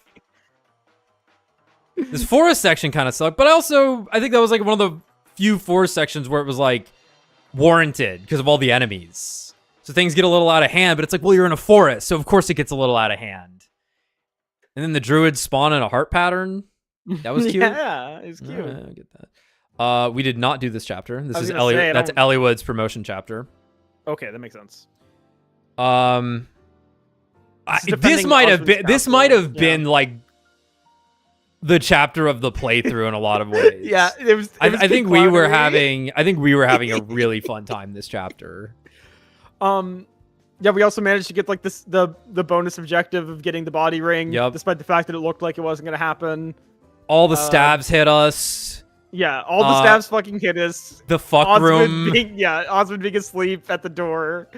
Like the fact that Lynn almost dying 100 times. The fact that like we warped Raven in there to like win us the map, and he just got slept into nothing instantly, and then we never used it for the rest of the playthrough. No, yeah. Oh, so sad. It was good shit. His last action was a crit, I think. Oh, well, good for him. Good for him. I don't think I need to rank battle preparations. S. S. The Berserker, I don't know. C, it was kind of weird. Yeah, I actually didn't think this map was very good. Are these all Lin maps then? Yeah, because it's Berserker and a battle preparation into final two chapters. So Madwoman, I was convinced we were gonna use Raven for longer, but he sucked somehow. He sucked. It was very sad. I love the final chapter, part one at least. I love the idea of the bosses coming out. I love the idea. I love that we got the fucking. It was like the victory lap with how strong we had gotten, and that's what I wanted to see in that final chapter was us kind of clown on some dudes, and that's what we got. It also is a cool concept. It's cool. It's cool. Very cool. I'm gonna rank the dragon with it. In my mind, these are not two separate chapters. The dragon fight is not great, but it looks good. Like it's probably like a B or an A, but like in my mind, these are the same. I suppose if this tier list is gonna split them, I'll just throw it down here. It does its job. Yeah, if anything, I feel like the map is like failing to do what it's trying to do because it puts all these mages on the pillars, but they don't really do anything. They don't really do anything. It's like it feels like it was half designed. So it was a late stage decision. Because initially you would have started at the bottom of the stairs in the prototype. Okay. And I don't know if it was like, well, we already made the room and it's easier to just move all our units to the top to avoid the mages. Or maybe they saw that the story made sense to put everyone up top because they were next to the Dragon's Gate. I don't know what the choice was, but I think they were just like, well, let's just have them fight the dragon. Let's not worry about the mages, and we can just leave them there for, like, effect. Flair. Yeah. Because clearly they wanted to have it be you would climb the stairs. Otherwise, the stairs wouldn't be there. And like how there could have been something cool where it's like you're going up the stairs, but like every other turn or something, the dragon's gonna breathe fire down the stairs. You gotta like hide him. You have to get somebody on a pillar so they're not on the staircase or something, right? You'll love Conquest. Okay. That is what that's what you do in Conquest. And you're on the time limit for how many pillars you can hide behind. So you are like constantly moving. It's very good. Final chapter of Conquest is awesome. The first part of the final the first part of, or chapter 25, I think. It goes chapter 25 into endgame, and you have to do them sequentially, which sucks. You can't save in between. It's dog shit. Similar but to chapter this 25 is like the worst chapter in that game. By far. Because it's 4 rooms, the boss room, a hallway that connects the 4 rooms, and then mages in those 4 rooms randomly pulling your units to them. So you're just resetting until you get like good units where you want them, and I'm like, that sucks. Does Conquest or Birthright have to talk to me? Conquest, okay. Yeah. Because you're playing as you're fighting the yeah, that makes sense. But I wasn't sure if maybe like the Japanese in yeah. Conquest. Okay. This looks pretty good. Couple I could take some of the Lin chapters out. Like it's so hard to rank. Like I like the one where you get Dorcas. Once again, it's a defend chapter, so it's got a little something going on. This is the chapter where you get Florina. This chapter is whatever. It's where you get Lucius, I think. It's whatever.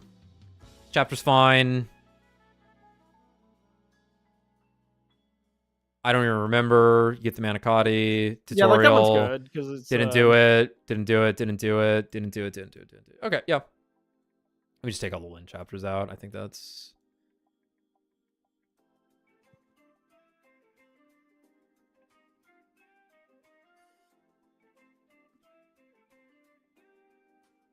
Brad. All right, Phils. pretty good. Yeah. Yeah. Let me know what you're gonna say before I go to bed. I was gonna ask if you could Everyone hear say me. goodnight. Alex's stream cut for a second. I can hear you, yeah, but it looks like Yeah. But I'm gonna go to bed. I'm tired. All right, man. Brad. Take it easy. Later. Yeah. Poor Brad's working 2 jobs. Stuff out here. Create a meme. I don't think I want to do that. I think this looks pretty good. Shout outs to this Gran Turismo playlist. This shit's not stopping. Yeah, that's nice. Good. All right. Any other tier list ideas? I mean, I do like the idea of us ranking all the games you've ever played once we Yeah. get like 100 or whatever. Yeah, That's we can like do that. We all- can do that another time. But like any just off Yeah, the yeah. top of our heads right now, because I do have like one other idea we could probably do pretty quickly. Maybe it might take a second, but that's take a second. Weapon tier list, like ever. God, we didn't talk about Games from it. 2001. Let me see if there's even. We didn't talk about it, but the last time we did one of these streams, because obviously we have a couple things like in our back pocket in case we need to like fall on something, right? Roblox games. Obviously this was like a month ago, right? Alex had guess the game in his back pocket in case we wanted to do one really quick. Yeah. Before we all logged off, but we didn't do it. You know, we were like, all right, good night, everybody. We had a good time here, right? Then we went to check to guess the game, and it was fucking 999. Yeah. And it was like, Yeah, and we guessed it instantly in one. Yeah. Well, I like this idea actually. There's a lot of games here. I know we haven't played all of them. Oh, damn. I have played quite a few of these, actually. I mean, this is a boring list. It's gonna... Look. We go S. S. S. S. S. S. S. Holy shit, S. I've actually played this. S. Oh, God. S. Yeah, oh my god, yes. I love Sonic Jesus Adventure 2 so much. That's like at least an A. What else have I played? I played Grand Theft Auto 3, but let's not worry about it. Oh, dude, the music's so good. S. Dog shit. Clearly the worst of the Intelligent System franchises. Fire Emblem's way better. Is that Shenmue? Yeah, Shenmue. The Shenmue 2. He's getting fucked. You're at res. Damn. You know, I've heard. I actually don't think I could picture what those two Zelda games look like in my mind. These are the ones that Ryan likes. These are Game Boy Color games. They're probably like the least talked about Zelda top-down games. 2D games though, like yeah. the Oracle kind of classics. Ages and Oracle of Seasons. Yeah. Like Link to the Past or whatever. It's like. Yep. Okay. It's similar to that regard because you it changes I seasons. think gun to my head, I would not put these on a list if somebody said name every Zelda game. Damn, NBA Street came out that year. Oh, NBA Street. Oh damn, Metal Gear Solid 2. Shit, Jesus get up Christ, there. fucking Dude, Christ. oh my god, this year's stacked. Burnout 1, probably. Probably good. I like Twisted Metal. Project Gotham Racing. Super Monkey Ball. Oh, yo, Pim.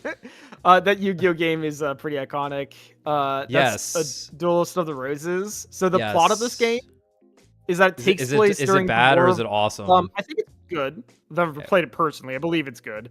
So the plot of the game though is the part that makes it special because it takes place during the War of the Roses, like the real life event, for the battle for the monarchy in England between like two factions after like the king had died. Oh, yeah. And so in that game, Yugi is Henry Tudor. Like as in like it just takes place in the 1500s. It just inexplicably with their dual discs. Yes. And he's like, my name's Henry Tudor, but you can call me Yami. That's amazing. Yeah, and like so Kaiba's got this cool like fucking like arm gauntlet on that's a blue eyes thing, and he's like just the general of the enemy faction. And again, he's just a real life person though. But it's just Seto Kaiba in the game. That's pretty awesome. What the fuck? Yeah, it's kind of awesome. Sick. Neither of us have played Silent Hill 2, I don't think. Have you played Silent Hill 2? No, I never played horror games except Resident Evil. I know people love it, but if I didn't click on it, I just haven't played it. That's all. Yeah, like Eco, people love the game. I don't know. It. I've technically played Luigi's Mansion. I don't think it's very good, but I don't remember enough. I was too young. Yeah. Like I'm not a Crash Bandicoot fan, though people love those games. Oh shit! Why are there four Spider-Man, of these? Is that PS2 Spider-Man 2? Yeah. Yeah, you can put that at least an A tier. Okay. I played a little of that game. Obviously, people love that one. Oh, Mr. Mosquito, one of our favorites. Oh my god, Guess the Mr. Game. Mosquito. Yeah. Oh shit, RuneScape. Yeah, RuneScape. That's like easy S tier. Ikaruga. Oh my god, this year was stacked. You're a Zoo Tycoon. Zoo Tycoon. Sonic Advance is pretty good. Give like an A. What Digimon game is that? Rumble Arena. I was actually Kurin. Red Faction's pretty good.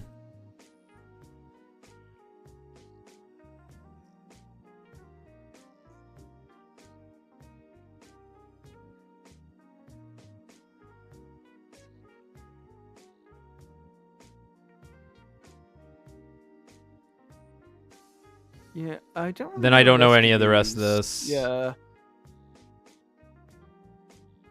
Which Castlevania is that? Can you see the subtitle? Where is it? Yeah, it's next to Dead or Alive 3. Curse of the Moon. Curse of the Moon, I'm unfamiliar. Curse of the Moon. I don't even know if that's on PS2. I guess it's probably bad. People don't really talk about that. The Castlevanias from that era. Would I consider Shadow Hearts? Probably not. Wait, where was Ace Combat 4? I Was that the played bottom left Airblade. one? Oh fuck, I played Airblade. That's like a solid C. Ace Combat's in there. What do y'all want Ace Combat in? I mean, it's an Ace Combat. It's gotta be A I tier. don't know. Maybe this is the most glazed series ever. Okay, I don't know. Yeah, A tier for Ace. Yeah. Holy moly. Yeah, no, these S tier games. Oh my are, god, these like first. Oh my god. Dear Lord, what a year. That was 6. It's fucked up.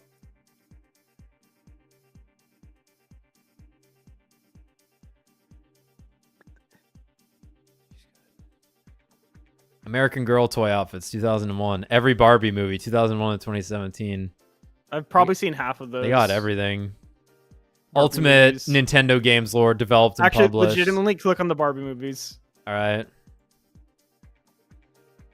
I want to see how many. Okay, I've not. I can't recognize any of these, but I know my sisters would watch a bunch of them, so I've seen them through them. Well, you see Barbie Nutcracker, just put in S tier and move on. Where is it? Oh, it's on the right. Second column on the right, second row. Second column on the right, second row. There we go. Yeah, S tier. Move All right, on. Cool.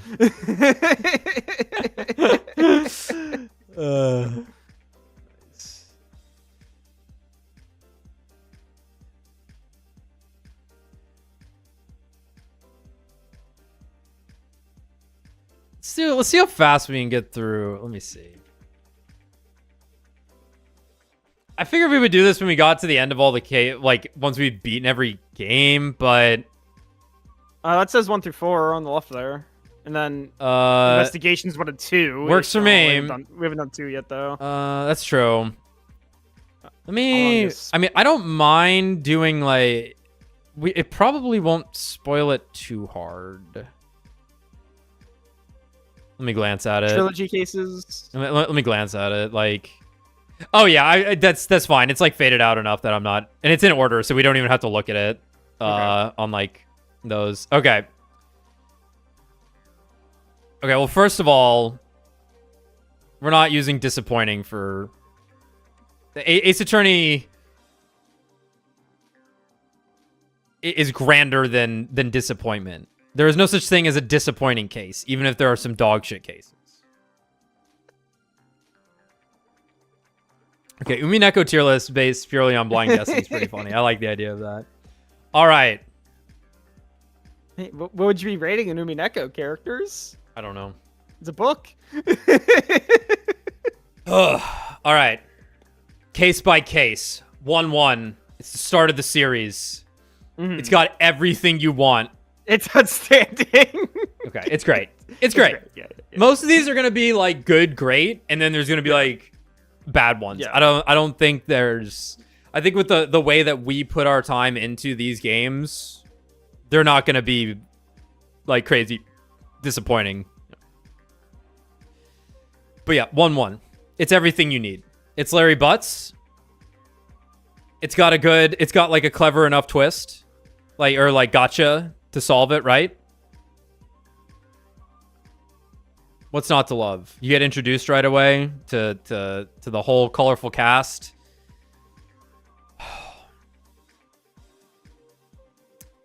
1-2. This one with April May. April May and Mr. Red, White, Blue. Spoilers for Ace Attorney, by the way. We are going to discuss this, if need be. But you've watched the channel. You have your time to get out right now if you have to. You know how like Fire Emblem put it 6 comes out before 7, and the plot point in Fire Emblem 6 is that Hector dies? Yeah. But then you play 7, you're like, this is unbelievable that Hector could die. Yeah. It's 1-2 with Mia. That's true. That is true. Knowing the power of the Fae bloodline. It's very true. I mean, she's not Phoenix. Right. But Pearl is... Pearl is very powerful. Pearl is very powerful. Good God. Yeah, I don't remember anything too spectacular about this case, actually. So I'd probably put it in good. I like the premise of it, of course, and you meet Maya. I agree. I don't think it's as good as 1-1. No. Yeah, obviously you meet Maya's, but you're gonna see a lot of 2s in this case, in the good tier, as it turns out. 1-3. The pant legs, dude. I would also probably put this one in good. So I learned something. Apparently, that is how like that samurai style looks. Like the issues were not Japanese enough to get that. It's like they are long and dragging them. Yeah, and it's like fuck. Yeah, but then fucking. Yeah, I know. Those are clearly ill-fitting. 1-4. Yes, we didn't talk much about 1-3. It's good. It's good. It's like the middle cases of these games are typically good. Yeah, and that's where they're gonna be. Like, it's a little bit longer than it's like the only long case in the game. It's the only basically like standalone case in the game. Yeah, I actually hate Windy Old Bag. I'm not gonna lie. As you should. Yeah. That's as you should. Correct. That's correct. It's correct. No, she sucks. She sucks. There's a kid in the case. He sucks. Yeah.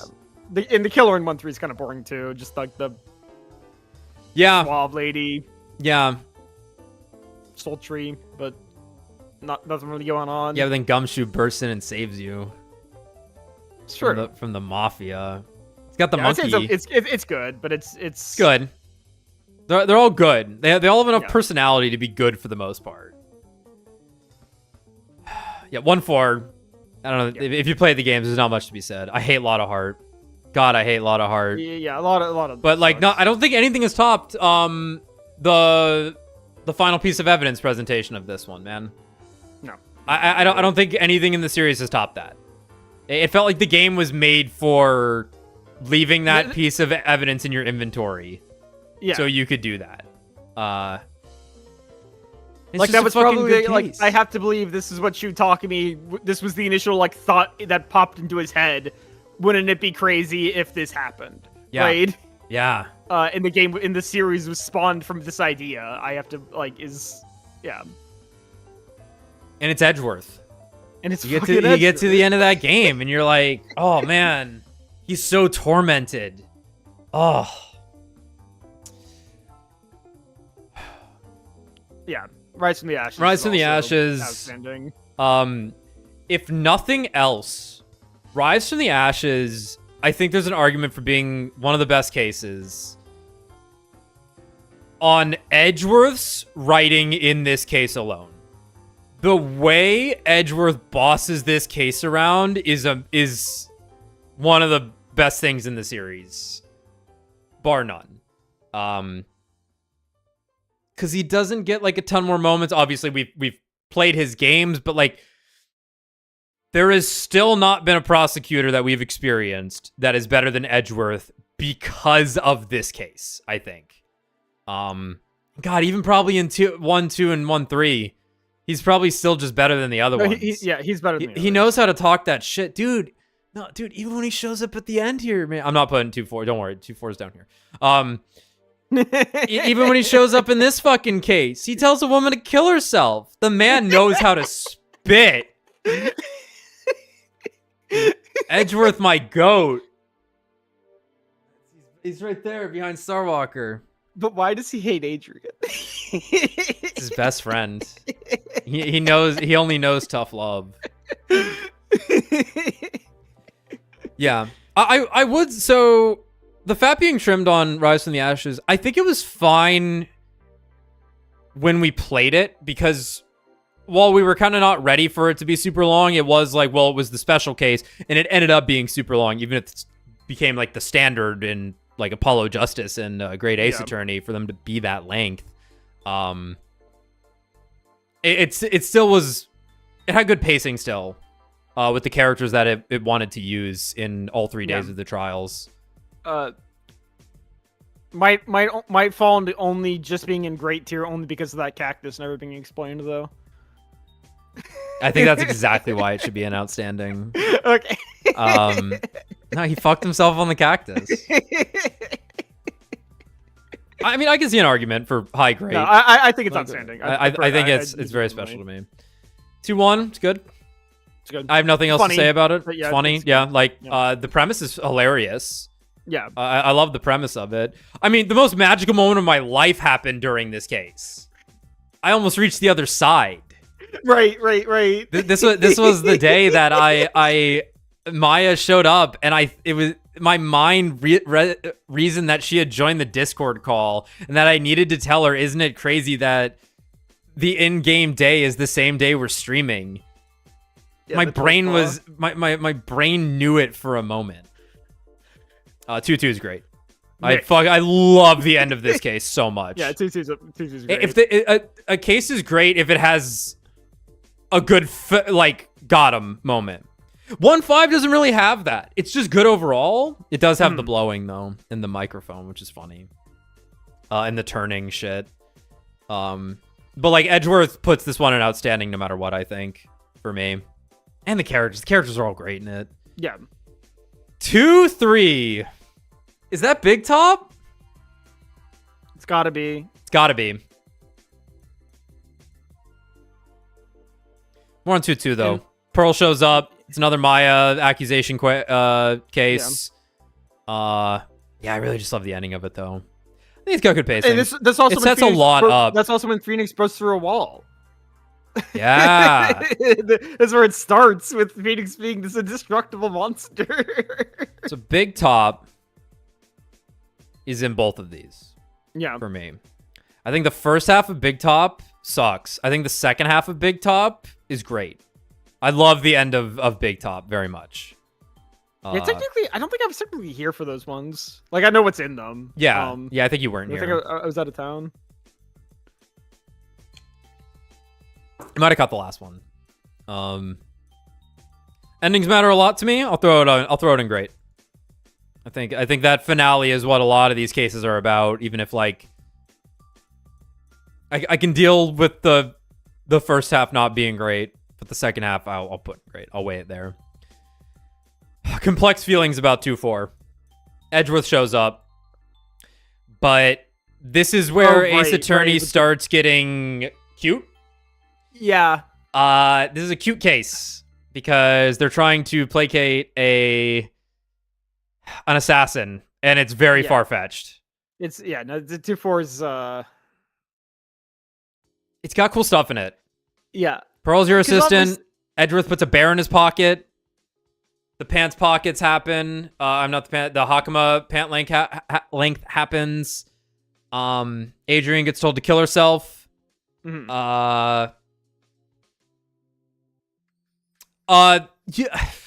The guy you're defending turns out to be the bad guy. Right. Which so like, I like. It's got a lot going for it, actually. Yeah. I think like, because obviously like, Ace Attorney asks you to suspend your disbelief in a lot of ways. Like, obviously. Of course. Because it's like, you know, obviously this is not how lawyers work on any level. And obviously it's like, you know, this odd thing where it's like Phoenix is only defending innocent people, and it has 100% win streak or whatever, right? Yes. It's like you gotta the morality of the job suddenly so, like, kicks in. Right. But I think it's like, I think it just takes you out of it too much. Like, you're suddenly, you're not immersed in the story. You're suddenly thinking about the fact that you're playing a video game and that this is like this fake scenario. It's true. So I think it goes too far for it to really dig into you, because it's just like,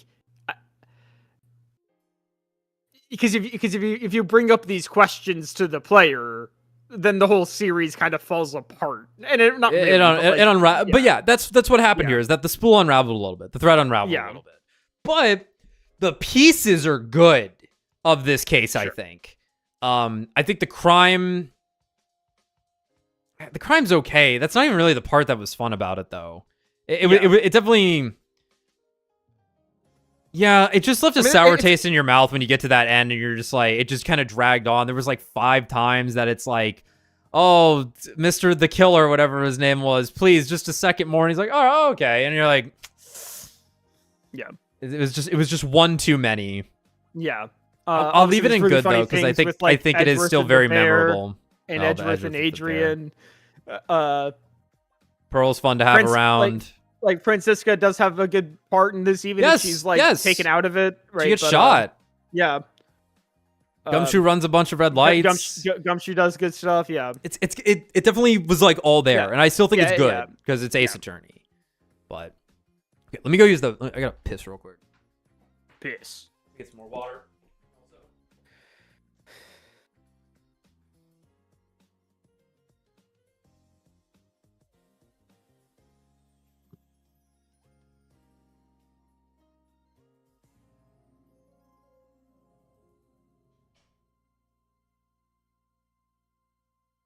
Oh shit.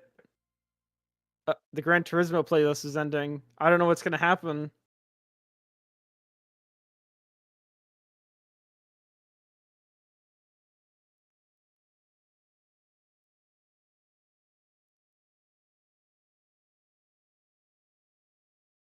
Did it just end for you guys? Did it not autoplay into something horrible? I'm scared.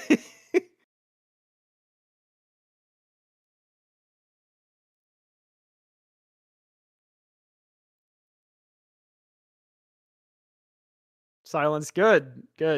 I could have been bad. could have been bad. It was a few years ago at this point. What? No, it just ended. Because I like started it when Alex started it. And it just ended for me.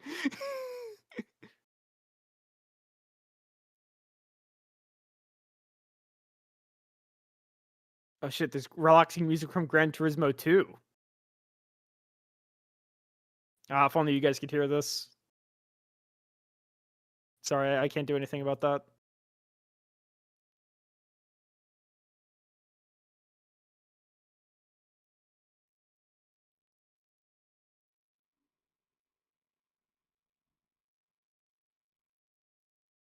The accident was years ago.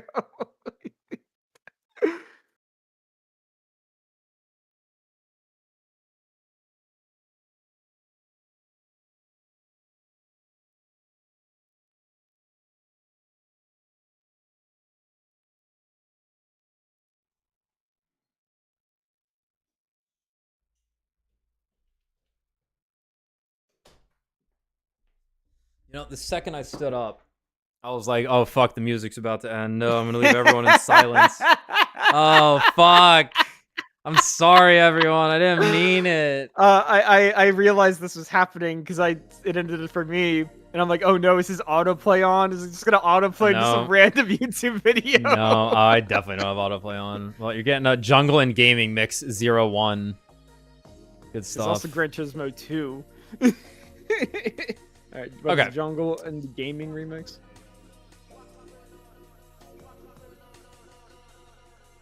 It's too late. It has already driven me insane. All right, on to the best Ace Attorney game. I don't think we're disputing this. No. Okay. It's Trials and Tribulations is fucking potentially. So yeah, like it's up there. Like it gets to be in the top 10 like favorite games kind of deal. Okay. I think 3-1 might be outstanding. Okay, remind me exactly, because obviously you play as Mia. Yeah. Dahlia's in it. Phoenix is in it. Phoenix in college is dating this girl named Dahlia. Guy dies to an electrical shock. Yeah.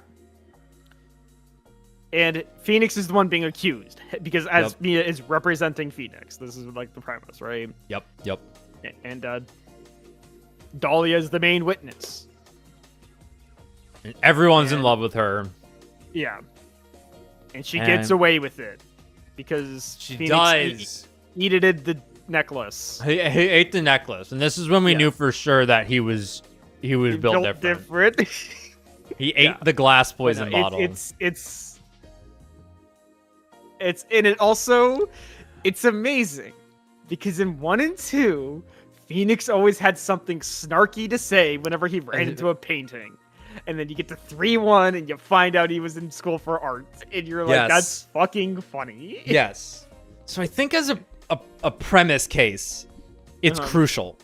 I'm not sure if the case itself is outstanding. The components are really good. Sure. That definitely make it great. And obviously Dahlia's a incredibly evil, and that's excellent. Yeah. And Phoenix eats that evidence, and it ends on her getting away with it. It's definitely at least great. It's at least great. Let's leave it there for now.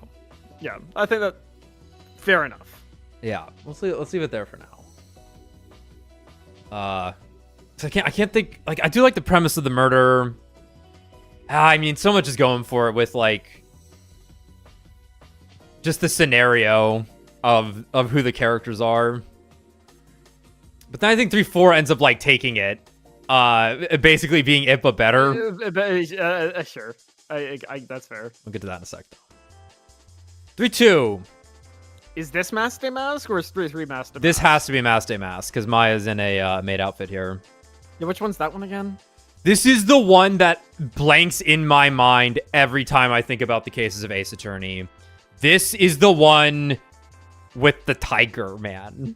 This is Imposter Phoenix. Wait, which is crazy because you think you would remember Imposter Phoenix, but you're right, I don't.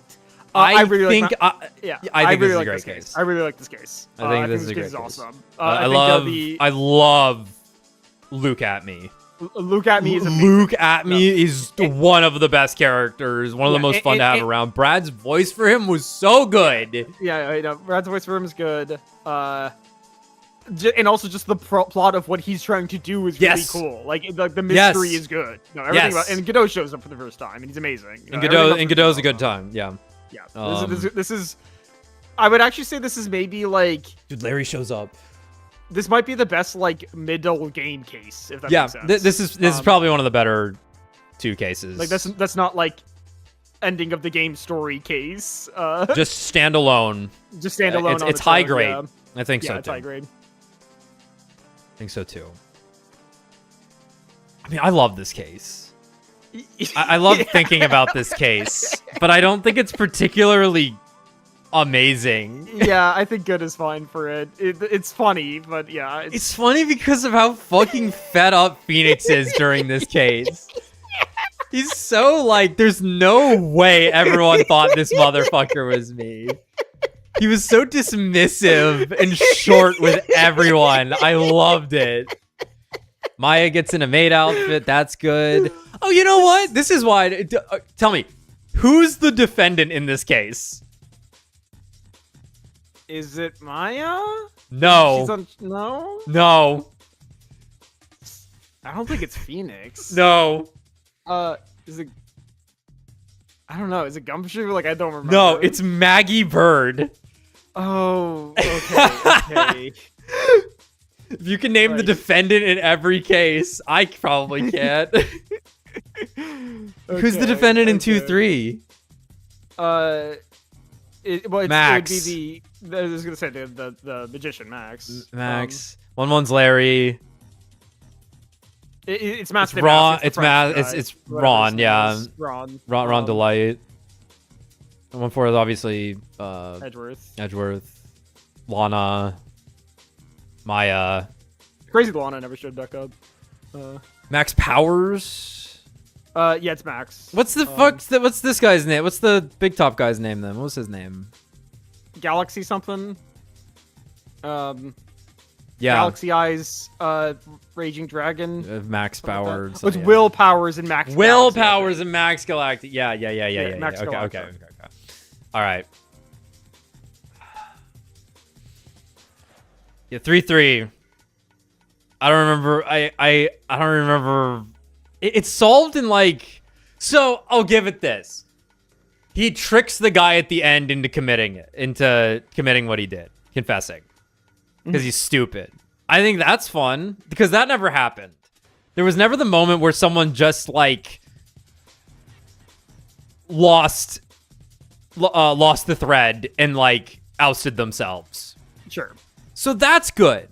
That's good. That's very good. Why isn't a maid outfit? There's a goth chick? I don't know. The more I think about it. No, it's funny, but like again, I think it's all 3-4. Yeah. What are you gonna do? I mean, like everything with Dahlia in this case. The guy killing himself at the end, seeing Diego, Edgeworth, all sparkly eyed and still an asshole using Von Karma's mannerisms. Yeah. The scenario is just disgusting. Yeah, the only like negative thing I could say about the scenario is the fact that like for such an emotional case, they used a real like weird caricature for the main guy in it. So like the defendant is the jailbird. Is the jail guy, yeah. Yeah, and he's like huge and stupid, and obviously He's like, huge and been stupid. Manipulated. But he's like a He's like a baby. He doesn't He's feel like like a innocent. human. Yeah, like he doesn't feel like a human being. He's very weird. But Yeah. obviously it's like it is still emotional despite of that. But Who's the like it might have been defendant? Was Dahlia the defendant? no, I think it's the guy. No, it's the guy. Sorry, I don't know. I was thinking like, oh yeah, no, he did it. And it's like, no, he didn't. Dahlia did it. Whoopsie. Yeah. This should have its own tier. It's the best case in the series. Yeah. Like,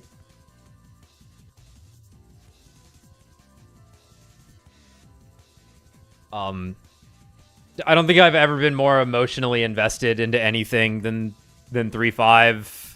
Yeah.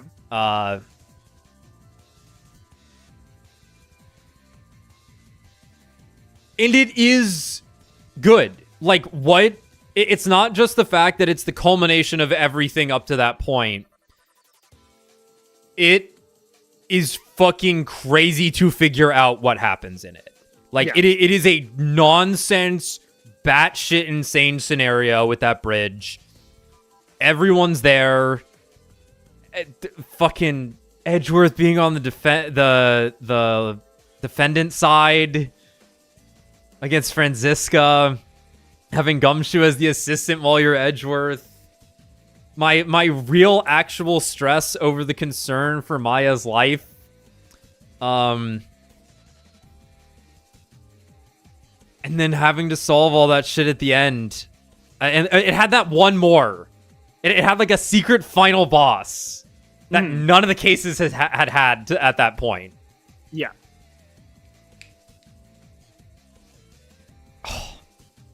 It was so long, too, but every part of it was good. I can feel cold, despite it being August, because of where that case takes place. Yeah. Peter Griffin was there. Yeah. The color red. Color just- red. Laura never cries till it's all over. This looks pretty good so far. Mhm. Oh, Apollo Justice. Straight mediocre. Let's move on. Okay. One of the best cases in the series. Okay, Bar none. It's fair. Outstanding. That first case is so fucking heat. It's unbelievable. So goddamn good. Yeah, no, it's Really long. We were surprised by this one, but this one comes out the gate swinging. And then this case I remember pretty vividly, actually. This is the one with the ramen stand. yeah. I think this case actually owns pretty hard. Now Yeah, I that remember. Yeah, the I think the this witness one was with good. the Yeah. Mikolish guy with the panty thief. Yeah. You fill up the cum jar. Obviously, it started introducing like more mechanics and stuff that didn't really add too much, but Naruto was the defendant. Yeah, Naruto was the defendant. I remember liking how you like solved this case. I like the setup of it. Like the actual like forensic alignment of how everything played out. I thought was pretty cool. And you get Trucy. Phoenix got hit by a car. Yeah, and was totally fine. Yeah. Is there anything like terrible about the case? I remember something about underwear being uncomfortable, but that was it. No, the underwear was so funny. He needed to know. He's a scholar after all.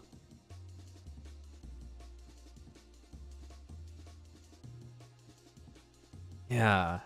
I'm gonna leave that one in great. I think I like that one.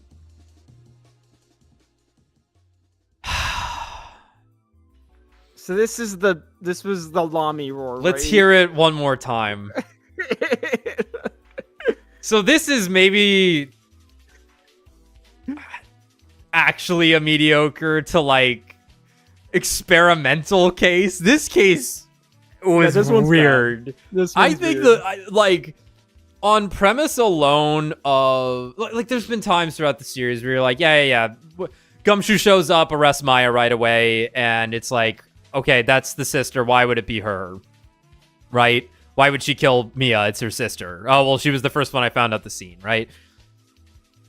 They're like, yeah, this blind kid killed Romaine Lettuce. And it's like... like,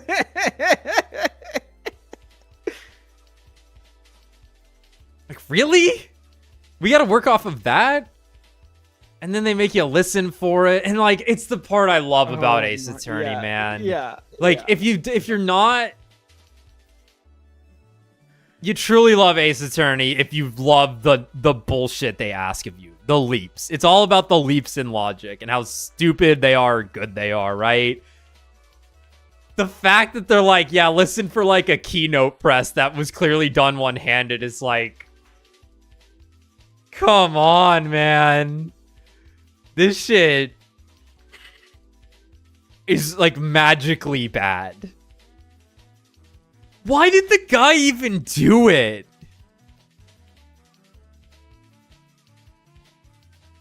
I don't know. I have no idea. It was the bug. He was smuggling the cocoon. The drugs. The drugs. So it was like, oh, it was a drug. Right, and it's like the other thing, whereas that if it's like, I feel like there was like an odd cultural thing where it was just like, a lot of money. How He's they a were rock talking about star. drugs. Yeah, and it was like, oh man. Yeah, it's like now we're getting bigger with the world. Yeah, But they had to introduce Lamir. Lamir, like also It's the Lamir, worst name they yeah. ever gave because yeah. most of them you're like, yeah, I know how to read that. That's funny. That one I was like, I don't know. So yeah, I think we could throw that one into mediocre to what the fuck? Yeah, just what the fuck, yeah. What the fuck? Honestly, this last case is also kind of weird. This case is good for 90% of it. Yeah. Most of this case, I think, is outstanding, and then it immediately nosedives at the very end. Like, because we were streaming it, you know, we were feeling it. We ended at a point, and we're like, all right, we're gonna finish this tomorrow. You know, it was like late at night, so we ended the stream. We didn't want to go another 5 hours. Yep. Stream the next day, we were done in an hour. And it was like, there was just like no final boss effectively. And it was like, huh? Yeah, you walk in, and it's just whatever his name is. Christoph. Yeah. And we knew this. Right. And we had already beaten him in 4-1. Yeah. And then it gets into a juror system, and you're like, chill.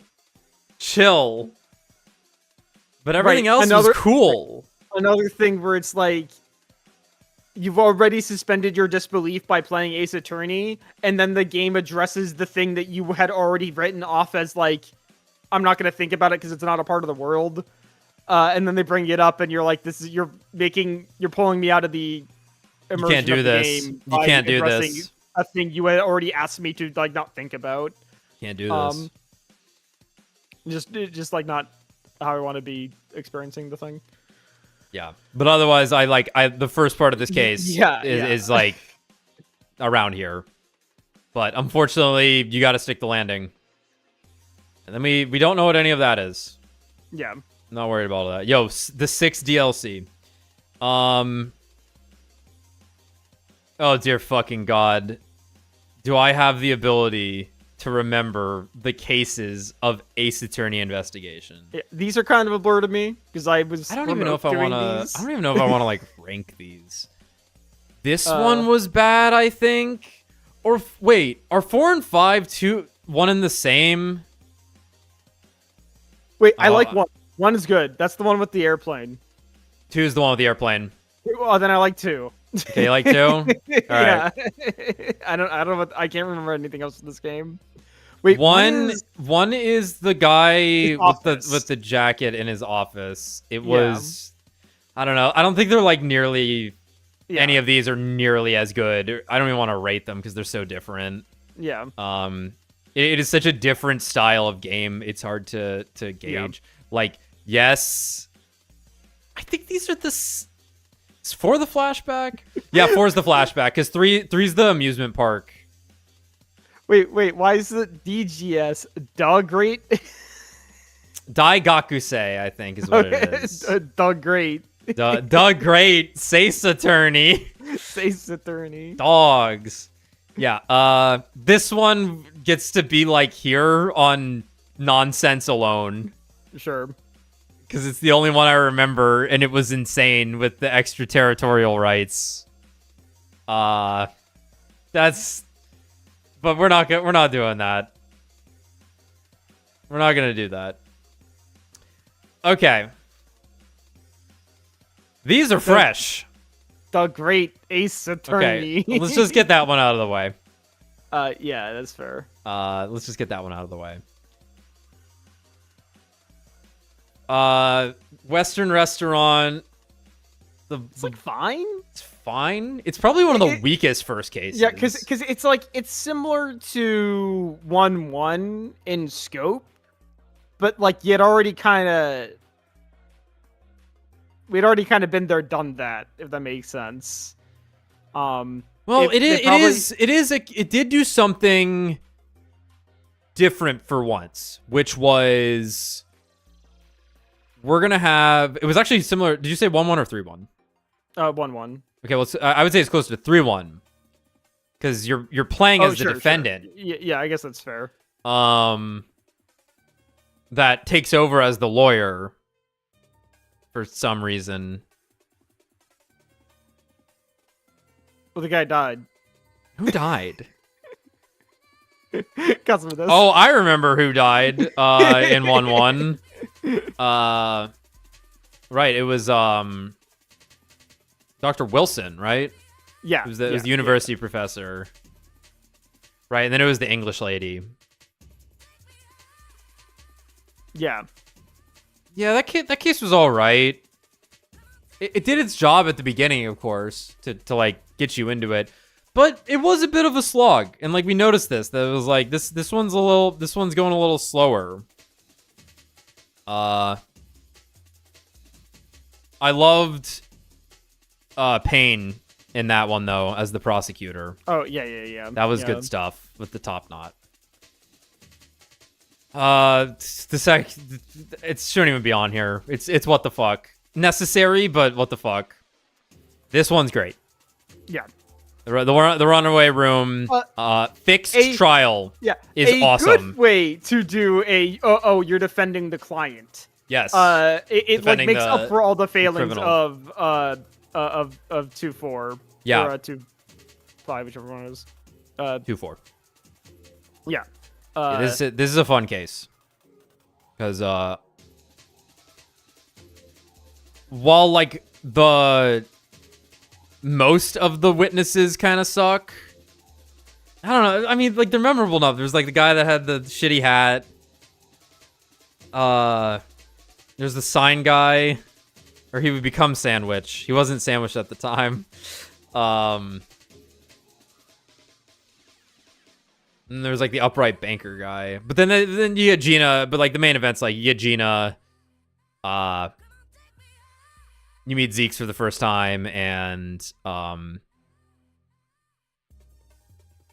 what was the fucking Irish guy's name? McGilded? McGilded, yeah. Yeah, and like McGilded was awesome.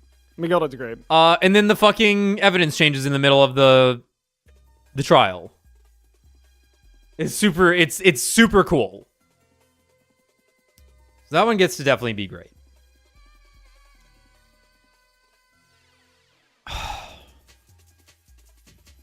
Exceedingly the worst case in the series, I think. It's insane too, because of the fact that it's the one worst with the by fucking far. it's the one with Soseki is the best part of it. Soseki, yeah. But Soseki it's is fucking- not the issue with this case. Yeah. The case is the issue with this case. Yeah. Everything you do in this case sucks. Yeah. And this is where the juror system was at its worst. It was so fucking bad and boring and roundabout. It sucked. Yeah, because, like, God, you didn't even get a sham spear in this one. He's in the next game. It was just the Gyarados and, Yeah, like... he showed up for, like, a second. But, like, Yeah, you see him in B-Man. Yeah, but But, like... Who the fuck is even in this case? It was like the jury, the jurors ended up being witnesses, effectively. It's whack. It's very whack. It is very bad, also. Only good case in the game, really, next to Runaway Room. I don't even want to put it as great. I think it's weaker than this one. Yeah. It's got the Skulkin brothers. Yeah. It's like the biggest plus it's got is whatever the JoJo guy's name was. I can't think of his name right now. Graydon and Gregson talking to each other in the middle of the case. I think like that's good. Everything else is fine. Did have the cat door maker. Tommy, it's great. You cross your eyes. No, it gets to being great because of that. Okay. It gets to being great. It gets to being great. You cross your eyes. Yeah, you're right. But it is a little weirdly paced, ultimately. Yeah, Like, and that's kind of the issue with this game, with these games, is the pacing's not great. Good. Yeah, it's fine. I love, what's her name? Can't think of her name right now. Susato. Susato, yeah. Sussy as in that male outfit drove me fucking crazy. Brian Many Memo was good. Game's got good characters. Like I definitely want to give I want to give Great Ace Attorney credit there. The witnesses are generally fucking awesome in these games. I think this is like one of the best sets of witnesses. In a series where the witnesses are good, I think very fondly on these characters. Yeah. And this guy in particular, Many Memo was a good time. And Natsume shows up in this one too, and he's all he's all high on his own fumes there, so that's good. The run back case that is better for sure. The murder triangle. Shamspear was great. It was a very complex case. But he throated that wall, and the fake out death was awesome. But other than that, I'm just gonna give it good. Throw to that fucking wall, man. Yeah. This was a really good time period piece also. Yeah. Which I think that's like fair enough to a lot of these cases. But this one in particular was like, the living situation was really leveraged the setting. It did have the couple. And I think those are two of my favorite witnesses ever. Where she would get behind him and punch with him. Oh, yeah, those two are great. Those two were amazing. I love those two. I think those are two of my favorite. Pam, something like that. I wish I remembered them all. But yeah, that one goes there. This could have been its own video game. Yeah. This is like arguably the height of insanity for the series. I'd be curious if anything in 5 or 6 comes close. Like this is close. I think this is still crazier. Yeah. Because this is like, we're throwing shit at the wall. This was batshit insane. It was a final case in its own right.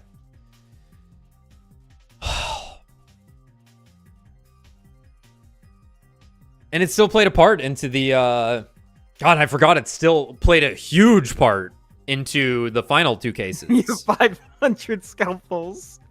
Yeah, there's also the cool scalpels. sequence with the safe bomb thing, which isn't even part of the trial. Like, Yes, awesome. yes, that was one of the good deductions. Yeah. Yeah.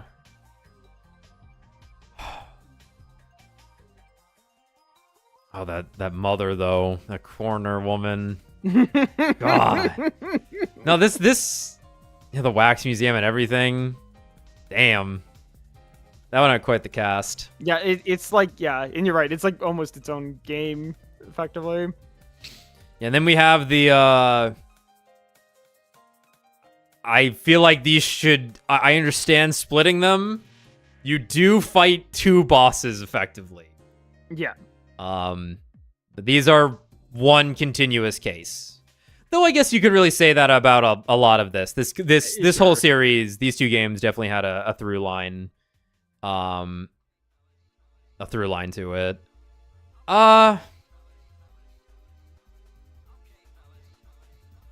It's at least great. Because this was solving... This is the stuff at the prison, right? Right, so this is where Gregson's dead in the room. Yeah. And now suddenly we're like... We have to prove that it didn't happen there, is what this case mostly is. Sure. Because there's a break in between. Where... But yeah, this is mostly with the giant lips guy that's in disguise. Oh, right. Yeah. Yes, the previous warden that was working as gossip. I love the ending of it. I think it's pretty, yeah, I would say it's great. I almost don't want to put this one in outstanding. I think it has the best name. Yeah, it has the best name. It is by far the best name of any case. I'm getting chills right now just looking at it. The Resolve of Ryunosuke Naruhodo. Whatever that means. It's a great name. I don't really... He was resolved to fight England, I guess. Yeah, I do think it kind of falls apart at the end. It had to handle so much, and I think it did pretty good. Yeah. But my problem with it is that it's too interested in really telling a story.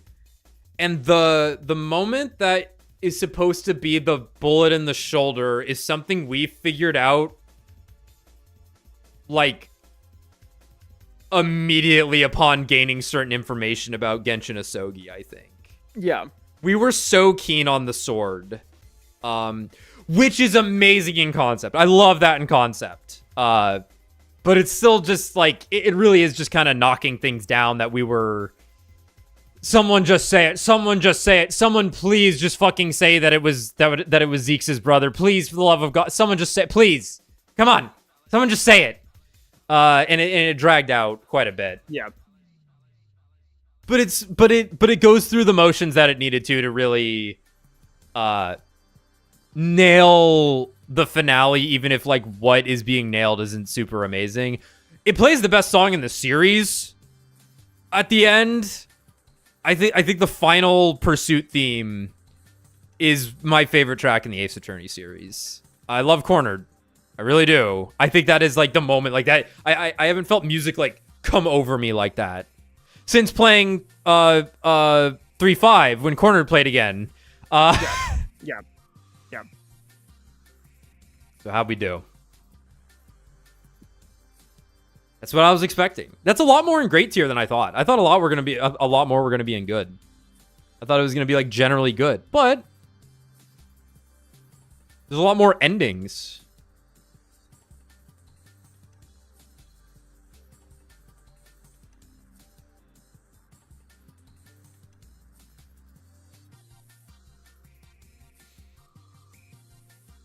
You know what? We're enjoyers of the middle cases. We got 3-2, 2-3, 4-2, and Daigakusei 3. Well, oh, and 2-2. You're 2-2. You're 2-2. 2-2. I mean, it makes sense. Like you got, if your middle's not good, it's a little rough. Yeah. Hence why, DGS 2-2 is the worst because, or DG, yeah, whichever one it is. You know what I'm talking about. Yeah. It shouldn't even be on the list. It doesn't have a fucking trial. It's a tutorial case for Sholmes' bullshit. Yeah, and like I said, this would nosedived. I'm gonna save this. Take a picture of this or download it, however you do it. Yeah, I'll do that once we're done here. And once, if we get to the rest of the series at some point, we will properly get around to that.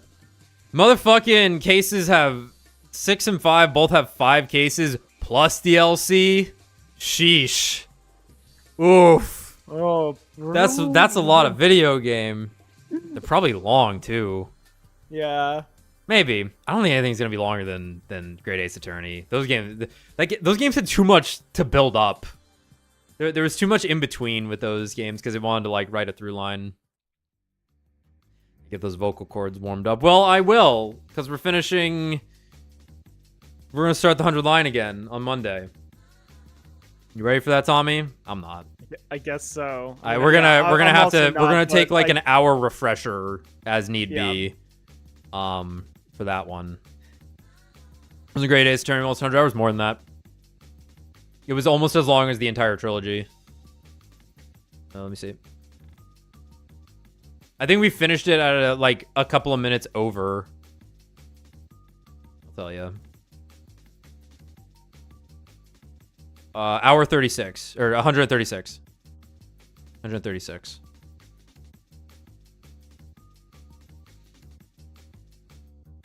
All right. I think with that, we will be done for tonight.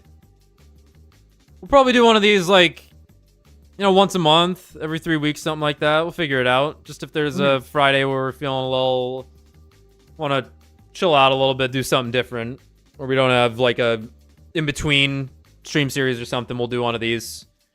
Talk for a bit, do something else afterwards, or if, you know, maybe we'll get some other guys in here next time to talk about whatever the fuck they want to. But until then, I will have the near highlight video. I said it would be out tomorrow. I said that yesterday, thinking it was like still the beginning of the week. I can have it out tomorrow, and I might, but if not tomorrow, then Sunday. I gotta think of a name for that. Oh, that was one of the things I wanted to discuss at the beginning. Whatever. That'll be out pretty soon, and then I'll have a bit highlight for the Postman stuff. Probably on the Wednesday or whatever night I don't stream following that, rather than putting them out on the same day, so it gives me a little bit more time. And we're gonna start the 100 line, start back up the 100 line. Then I guess I'm gonna start working on the 100 line highlight video. Scary. Then I gotta make the best of the pre-show video. That's easy to make, though. That'll be really easy to make. Luckily, those are only 10-minute segments, so I can just sit there and listen to those. All right, let's get out of here, Tommy. Good night, everyone. Have a good weekend. I'll see you next time.